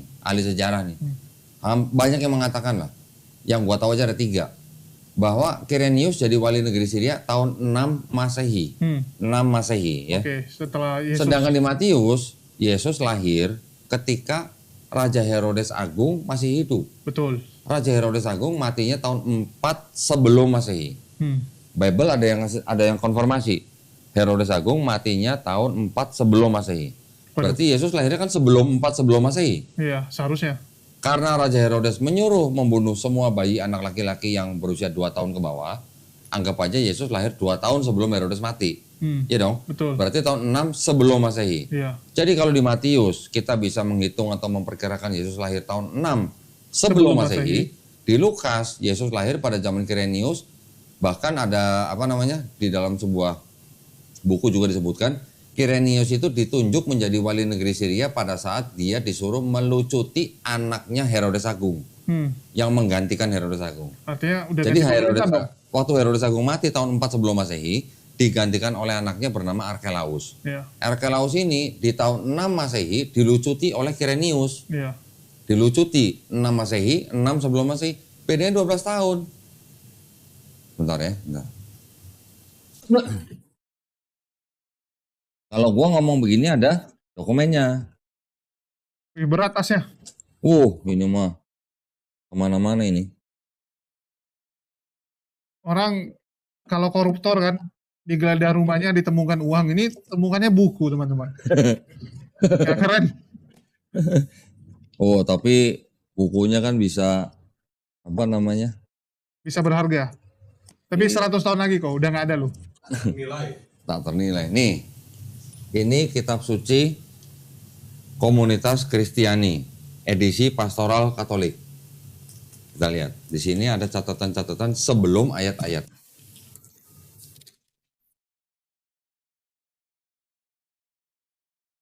Nih, beberapa tanggal penting dalam Perjanjian Baru. Ini tahun-tahunnya nih ya. 35 sebelum Masehi, Herodes diangkat sebagai raja oleh orang-orang Roma, menyingkirkan pangeran-pangeran Hasmonean dan membunuh Imam Agung Aristobulus, iparnya. Sejak saat itu imam-imam agung memegang kuasa. Tahun 19, Herodes mulai membangun kembali bait Allah. Tahun 8, ini kan sebelum Masehi ya. Sensus Romawi. Lukas 2 ayat 1 yang mendorong pemberontakan Yudas, orang Galilea, kisah 5:37 dan orang-orang pejuang. Tahun 6. Nih apa nih? Mungkin tahun Yesus lahir, terjadi kesalahan dalam menghitung awal dari era Kristen meleset 6 tahun. Gimana ceritanya coba? Udahlah kok, ngapain lu komplain kok? Mereka Tahun nggak 4. komplain. Ini sekarang tahun 4 nih, tahun 4. Kematian Herodes, Matius 2:19. Putranya Arkelaus pergi ke Roma untuk diangkat menjadi raja, tetapi ia hanya mendapat Yudea. Provinsi-provinsi lain diserahkan kepada raja wilayah, Lukas 32 dan 237.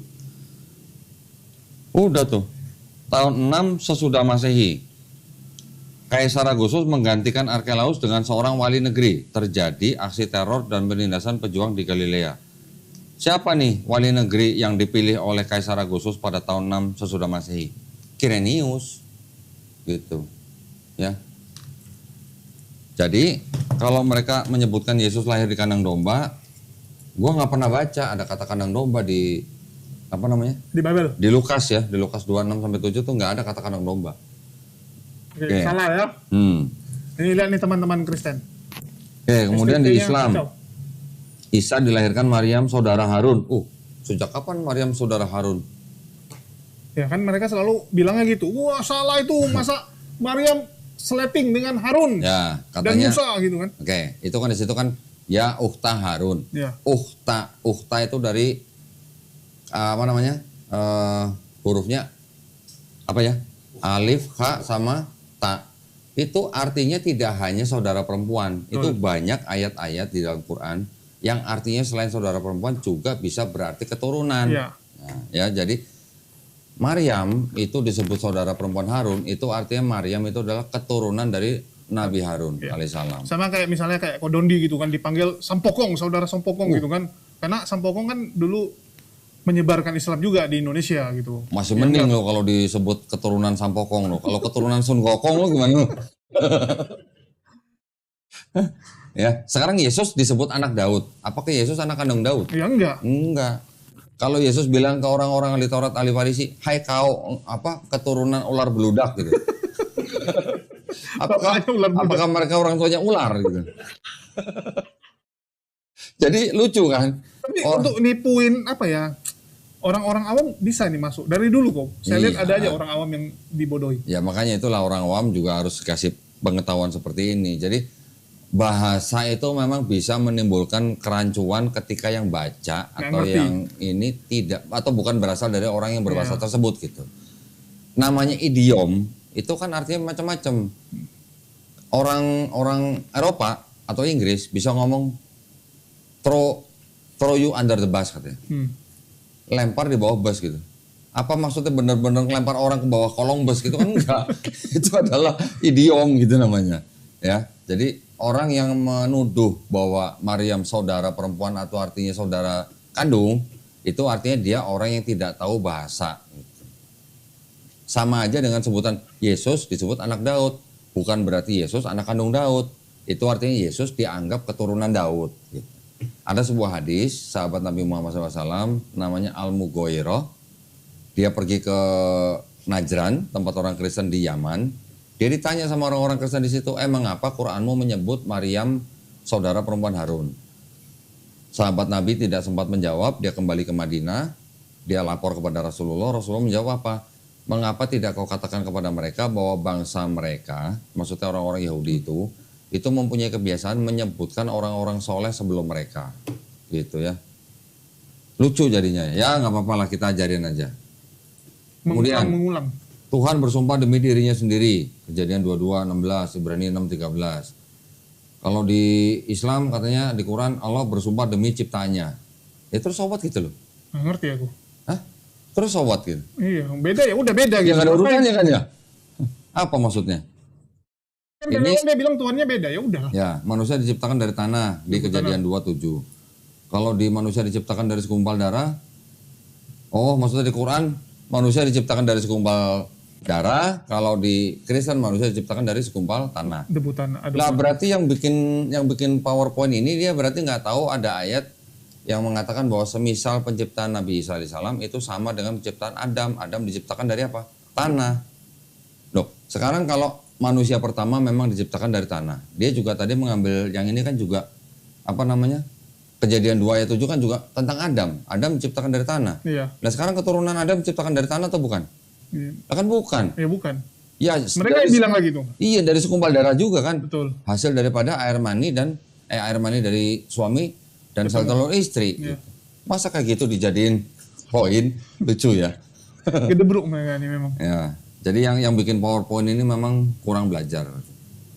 Yesus Kristus mati disalib, Matius, Markus, Lukas, Yohanes. Kalau di Quran Isa Al-Masih tidak mati disalib, betul. Quran surat An-Nisa 157. Ya sudah, memang berbeda kan? Terus kesimpulan, apakah sama Tuhan orang Kristen dan Tuhan orang Islam? Beda, ya kan?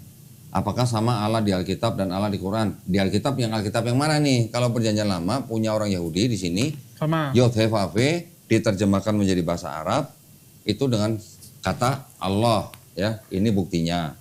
Rabi Sadia Gaon. Ya, yang tadi. Kalau nggak punya buku ini, beli $190, sudah termasuk ongkir. Ya, kalau dirupiahkan 3 juta. Saya bantu. Enak aja 3,5 loh. Oh, 3,5. Lu ngurang-ngurangin aja. Apakah sama Isa Al-Masih, Yesus dan Muhammad? Gimana aja ini? Gimana maksudnya? Kok membandingkan Isa Al-Masih atau Yesus dengan Muhammad? Iya, nggak Nabi nyambung. Muhammad SAW? Ya, memang manusia beda. Ya pasti beda lah. Kodondi dengan saya aja beda. Masa yang ditanyain lagi? Ya, apakah sama surga di Alkitab dan surga di Quran? Ya, beda. beda lah. Di Quran nggak ada perang naga. Iya kan? Betul. Di Quran nggak ada perang naga, 72 bidadari juga hanya untuk orang-orang yang mati syahid, iya. gitu ya. Kalau di kita Bible ada perang naga dan ada 100 istri gitu kan. Apakah sama isi Alkitab dan Al-Quran? Isi Bible bukan Alkitab. Isi Bible. Iya, isi dan Bible, Quran. ya, isi Bible, sorry. Kalau dikatakan apakah sama isi Bible dan Al-Quran? Ya, beda. Ada yang sama. Ada yang sama. Ada yang sama, ya. Tapi banyak bedanya. Gitu. Kalau dibilang tidak ada kesamaan sama sekali, berarti ini kurang belajar. Gitu aja. Ya, belum belajar kali ya. Oke, ini satu PowerPoint nih. Satu PowerPoint aja udah berapa jam, Rik? 1,5. Mau 2 jam. Hah? Sejam setengah. Wih. Tuh. Gimana ada 12 PowerPoint? Jadi kerjaan.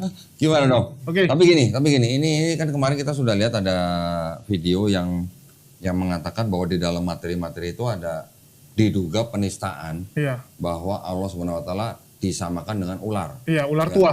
Ular tua. Nah kita lihat PowerPoint-nya. Kita nggak usah bahas dulu semuanya. Iya.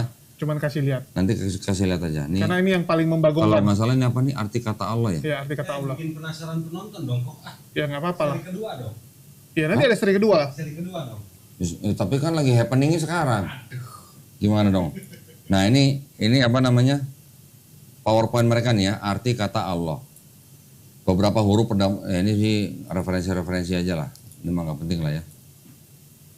Hieroglif, apalah nih kata Allah, nih kata. Nah, Ini ini 666. apa hubungannya gitu Allah Subhanahu wa taala sama 666 gitu ya. Wahyu 13 nih karena ada ayat begini, bilangannya adalah 666 gitu ya. Terus kemudian ini ada tulisannya begini nih, 666 tulisannya begini. Terus ini apa lagi mau dihitung? Kata Muhammad dengan Lucifer gitu. Kalau Donditan berapa tuh? Coba kita hitung ya. Nggak tahu gua, belum pernah ngitung gua. Sama pula. Ini ada bismillah katanya. Ini ada huruf yang tadi nih, 666. Bismillah dengan 666. Diambil dari kata ini.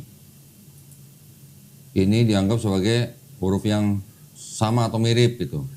Ini Simbol cocokologi jihad Islam. luar biasa. Simbol jihad Islam. Dan kita kalau mau cocok logi seperti ini teman-teman, kita juga bisa ya. Semua bisa kita cocok logikan kalau mau. Cuman kan nggak fair lah seperti itu. Sebentar. Nggak ada Ini kita lihat akademisnya. nih. Ini ada kata begini, ada tanda begini. Ini dalam bahasa Yunani lah ya. Ini mau disamakan dengan kata Allah coba. Dibalik itu. Ini jadi dari vertikal dijadikan horizontal. ini kayak tahu banget. Astaga. Kayak anak kecil bilang ya sama temannya, lihat tuh di awan itu.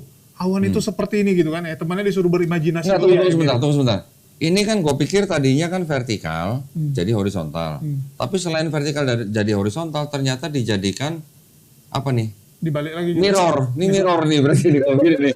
Ya nggak, Rik? Ini kan mirror kalau begini. Coba, astagfirullahaladzim. Tuh lihat, ini disamain sama apa lagi? Syahadat. Apa lagi nih? Allahu Akbar. Ini Allahu Akbar dibikin vertikal. Oh, mau disamain. Ini disamain sama ini yang di atas nih. Apa jadi seolah-olah kata Allah itu disamakan dengan 666. Ini yang buat ini jago konspirasi nih. Waduh, apa lagi nih coba? Ya, nggak yang bikin ini ngerti bahasa Arab apa enggak? Aku juga nggak tahu nih. Enggak, dia nih nampaknya admin di apa? Di kanal-kanal konspirasi nih kok. Oh, Dia kalau yang gini nih alien pun percaya dia. Apa lagi nih ngambil-ngambil? Ini hanya mahasiswa di STT itu yang percaya gitu. Iya, pokoknya cocok logi, Allah cocok dalam logi. bahasa Ibrani berarti curse, cursing, oath, swearing. Kata Allah dalam bahasa Ibrani. Astaga. Ini nih ular tuh. Ini. Allah sama dengan ular naga. Waduh. Pokoknya Diganti pakai gambar ular lagi. Tasdidnya diganti jadi pakai apa tuh namanya? Tahta. Alifnya jadi tongkat. Ini ya ini sih kurang ajar kalau ini begini nih. kalau mau bilang ular tuh bisa bentuk apapun, O pun bisa ular. Iya. Lu mau apapun huruf, angka, ya kalau ular mau bentuk badannya bisa aja. Ular dicaca-caca juga bentuk huruf X begini ya. Kalau X digeser-geser nanti bisa saya salib gitu kan. Salib juga bisa ular kan, kita belah ekornya. Ya nggak sampai perlu begitu kali ya mungkin ya. Atau dua ular kecil, ular besar, salib gitu kan. Kalau ini sih, kalau menurut saya ini udah melampaui batas. Ini udah lompat pagar nih kalau begini nih ya. Kalau mereka tahu Allah adalah nama Tuhan di dalam Islam, disamakan dengan ular naga, ya berarti tinggal tunggu konsekuensinya. Iya, niatnya udah jelas soalnya. Niatnya berarti udah jelas. Nah berarti buat para penonton sudah jelas kan apa yang kami tunjukkan di sini. Ini adalah materi Islamologi di dalam Sekolah Tinggi Teologi Kristen. Dan ingat ya, Sekolah Tinggi Teologi Kristen itu adalah sekolah yang menciptakan calon-calon pendeta, ya, calon-calon misionaris, yang dimana bahan ini akan dia bawa untuk dia ajarkan lagi kepada jemaat, kepada orang-orang. Ya, jadi bukan hanya di mereka, tapi itu nanti akan diteruskan. Dan kalian bisa bayangkan, kalau orangnya diajarin seperti ini, dan ini akan diteruskan kepada orang-orang yang lain, hasilnya gimana? Gimana coba? Ya makanya ketika kemarin ada yang videoin, langsung materi-materi dihapus dari website itu. Karena dia sadar bahaya ini. Berarti dia sadar. Nah, tinggal tunggu aja gitu ya. Nanti tinggal tunggu laporan dari kaum Islam, nanti tinggal dimintakan pertanggungjawaban kepada STT Nias gitu aja. Berarti yang paling bertanggung jawab siapa tuh? Yang buat ini selaku Rektornya berarti ya. rektornya. Nah, ya rektornya juga pasti jadiin Saksi lah. saksi, pasti diundang gitu. Sampai di sini dulu ya, yang berarti yang bisa kita bahas ya. Ini kan, ini sampai Wahyu 12:9, ada ular naga. Dianggapnya ini Allah adalah diduga sebagai ular gitu. Nah, ini yang katanya kasar nih kok. Nah, Penyesatan si ular tua. penyesatan si ular tua ketika di Eden dan berlangsung hingga saat ini dipuja-puja oleh Muslim, coba. Jelas ya, Muslim dia Jelas bilang. ya, Muslim ya. Muslim memuja si ular tua. Nah, Di mana ular tua itu di kekristenan dianggap sebagai setan, iblis. nah ya. Tahu sendiri ya berarti ya. Berarti apa yang saya omongin, apa yang saya dapat informasi dari mantan misionaris yang pernah kuliah di STT, terbukti sekarang. Materinya, isinya begini. Ini satu STT loh, STT lain Satu bisa STT. jadi seperti ini juga. Bisa jadi. Bisa jadi. Satu kurikulum, satu materi. Bisa jadi. Nah, sekarang saya ingin bandingkan, ya, saya ingin bandingkan isi dari pelajaran Islamologi di STT dengan isi Kristologi yang saya isi di STID. Ya, STID itu Sekolah Tinggi Ilmu Dakwah Muhammad Nasir yang Bekasi. Materi yang saya ajarkan di dalam STID, ya, pertama-tama saya membandingkan ketiga agama tersebut, Yahudi, Kristen, Islam. Dari mulai tempat ibadahnya, dari mulai mungkin apa namanya, cara beribadahnya, sejarahnya, kitabnya, dan sebagainya. Juga setelah itu saya ajarin sejarahnya. Sejarahnya kitab-kitab mereka. Kitab Yahudi itu namanya apa, tanah. Kemudian tanah diterjemahkan menjadi Septuaginta. Septuaginta dijadikan perjanjian lama oleh Kristen. Tahun berapa, di abad berapa, itu semua saya jelasin. Terus kitab-kitab Kristen yang perjanjian baru, ditulis di mana kira-kira, siapa yang menulis. Itu juga semua saya jelasin. Terus kemudian baru kita pelajari teologinya. Teologinya itu artinya konsep ketuhanannya. Konsep ketuhanannya Kristen, saya jelaskan apa adanya menurut dengan teologi Kristen. Saya bandingkan dengan konsep teologinya Yahudi, yang mana kitabnya dipakai oleh Kristen. Ya, apakah ada perbedaan, apakah sama, saya jelaskan. Konsep keselamatannya dalam kitab Yahudi dan konsep keselamatan dalam kitabnya Kristen Perjanjian Baru, saya juga bandingkan apakah sama, saya tunjukin ayat-ayatnya. Ya. Terus kemudian konsep Mesiasnya di kitab Yahudi dengan konsep Mesias di dalam Kristen juga saya bandingkan, juga pakai ayat-ayat. Jadi ada konsep ketuhanan, keselamatan Mesias antara Yahudi dan Kristen. Saya bandingkan. Kenapa saya bandingkan? Karena kitabnya Yahudi dipakai oleh Kristen. Gitu ya. Oke. Kemudian saya juga bandingkan dengan Islam. Jadi setiap kali saya membandingkan, saya selalu juga compare dengan Islam. Jadi artinya kita umat Islam juga harus paham akidah kita bagaimana, konsep ketuhanan kita gimana, konsep keselamatan kita gimana, konsep Al-Masih kita gimana. Kita bandingkan menurut pandangan Yahudi, menurut pandangan Kristen, menurut pandangan Islam. Memang di Islam kita menolak konsep ketuhanan Kristen. Tapi konsep ketuhanan Islam dan konsep ketuhanan Yahudi itu sama, matching, sejalan. Hanya masalah kenabian. Yahudi tidak menerima Nabi Muhammad SAW, ya itu adalah urusan mereka gitu ya. Bukan urusan kita. Kita tidak pernah memaksa Yahudi untuk masuk ke dalam Islam. Kita juga tidak pernah memaksa Kristen untuk masuk ke dalam Islam. Kita tidak pernah melakukan Islamisasi dengan cara ketok-ketok pintu rumah orang yang sudah beragama. Itu yang saya selalu tekankan di dalam pelajaran Kristologi di STID Muhammad Nasir. Setelah itu, oke, saya mengajarkan bahwa di dalam kitab mereka, baik yang dipakai oleh Yahudi maupun dipakai oleh Kristen, banyak kontradiksi, sampai saya tulis bukunya. Setelah itu, saya juga ajarkan bahwa di dalam kitabnya orang Yahudi dan kitabnya orang Kristen, banyak ayat-ayat yang tidak otentik. Ya. Yang lebih banyak ada yang di kitab Kristen, yang perjanjian baru. Karena apa? Karena itu ada evolusi tentang akidah mereka. Jadi kalau kita belajar kristologi di dalam kalangan Islam, kita belajar mengetahui apa akidah mereka, bagaimana kitab mereka, sebagai apa? Sebagai upaya untuk membentengi akidah kita. Tapi bukan berarti kita belajar itu terus kita menjelek-jelekan, terus kita menghina, terus kita menganggap Tuhan mereka adalah ular atau apa. Enggak ada begitu. Ya, ini bedanya di situ. Jadi saya hanya berusaha memberi edukasi kepada teman-teman di STID dan juga kepada masyarakat Islam tentang ada ajaran yang gemar atau memang ditugaskan untuk mengajak orang-orang Islam untuk masuk agama mereka. Makanya kita perlu belajar kristologi.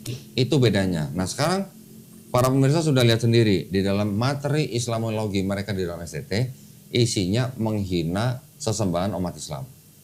Menganggap Allah adalah ular. Ya. Ular tua. Di dalam sini di ular tua ini dikonotasikan dengan iblis yang sedang menggoda Adam dan Hawa. Bisa dilihat gambarnya ya. Coba lihat tuh. Nah yang ini nih, saya perbesar nih.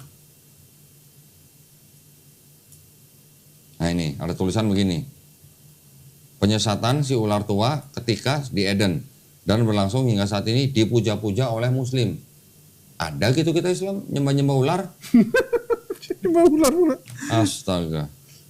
Kan nyembah kata Allah. Allah itu kan ular. Nah, di sini kata Allah dikonotasikan sebagai ular. Ada tasdidnya jadi tahta, alifnya jadi tongkat. Coba bayangin. Disandingkan dengan antikris. Disandingkan dengan ular yang sedang menggoda Adam dan Hawa.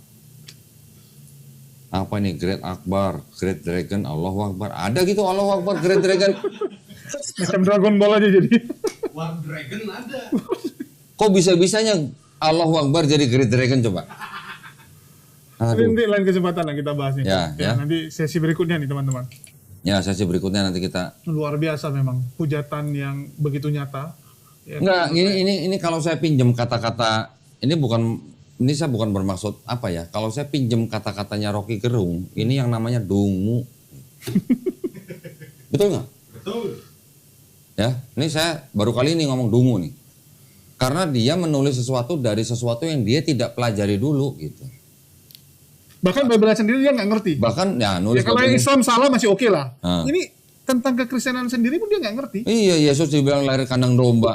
Kata-kata kandang dombanya aja nggak ada gitu. Padahal dia kutip ayatnya loh. Artinya dia nggak ngecek waktu dia masukin, dia nggak ngecek ayatnya. Nah iya, Lukas 2 ayat 6 sampai 7 di kandang domba. Kita cek nggak ada kata kandang dombanya.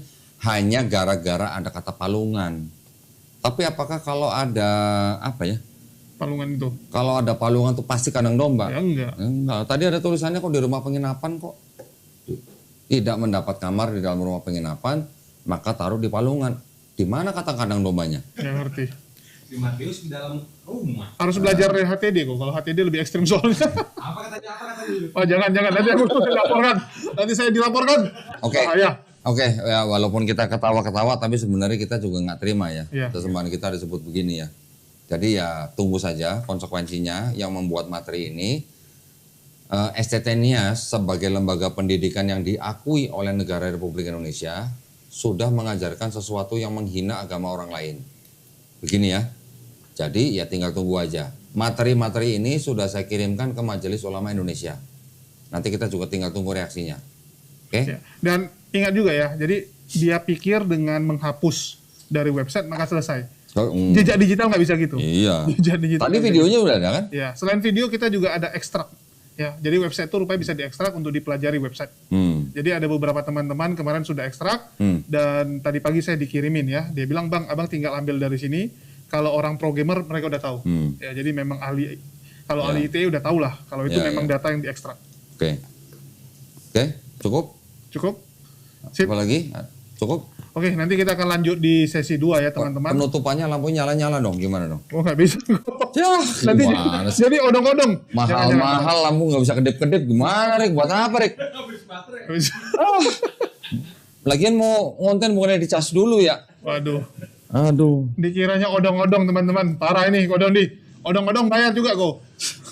Bayar juga. Harus dibayar odong-odong. Enggak, kalau ada penonton yang pengen beli itu belinya di mana? Beli sama lu? Nggak jual juga sih. Oh, Kalau nggak mau jual. beli nggak apa-apa sih, nggak apa-apa. Yang penting harga cocok kita jual, teman-teman. Iya. Dan kalau mau yang ada tanda tangan kododi lebih mahal. Iya, lu cari cuan aja lu kalau bisa. Yang tanda tangan nggak dibayar, dia yang jual dia bayar dapat duit. Oke, mungkin itu aja ya. Gitu aja ya. Makasih nih buat teman-teman yang udah nyimak. Ya kita akan kupas tuntas lah ya materi-materi di STT ini. Dan sekaligus ini sebagai pembuktian bahwa apa yang selama ini disampaikan oleh mantan-mantan misionaris ya. Terus juga sering kita sampaikan di internet bahwa banyak ya orang-orang sebelah ini yang ternyata sangat membenci Islam dan itu diajarkan. Bayangkan teman-teman, diajarkan. Dan ini lembaga resmi. Ya, STT ini kan lembaga yang resmi. Kita bisa lihat ya STT ini sudah mewisudakan banyak sekali. Kalau kita lihat di websitenya itu banyak yang sudah tamat, ada ribuan bahkan. Kalian bisa bayangkan kalau satu orang itu nyebarin ke 100 orang. Kalau ada 1000, udah 100.000 orang disebarkan pemahaman gini. Pantesan teman-teman kita lihat makin ke sini orang-orang yang naik untuk diskusi itu ya seperti ini yang dibawa gitu kan. Kebencian-kebencian, hujatan-hujatan. Tunggu, ini apa sih? Lop. Waduh, Lop. Udah tutup teman-teman ya, tutup. Di akhir kata yang saya ucapkan, wassalamualaikum warahmatullahi wabarakatuh. Sampai jumpa di lain kesempatan. Cut. Lop.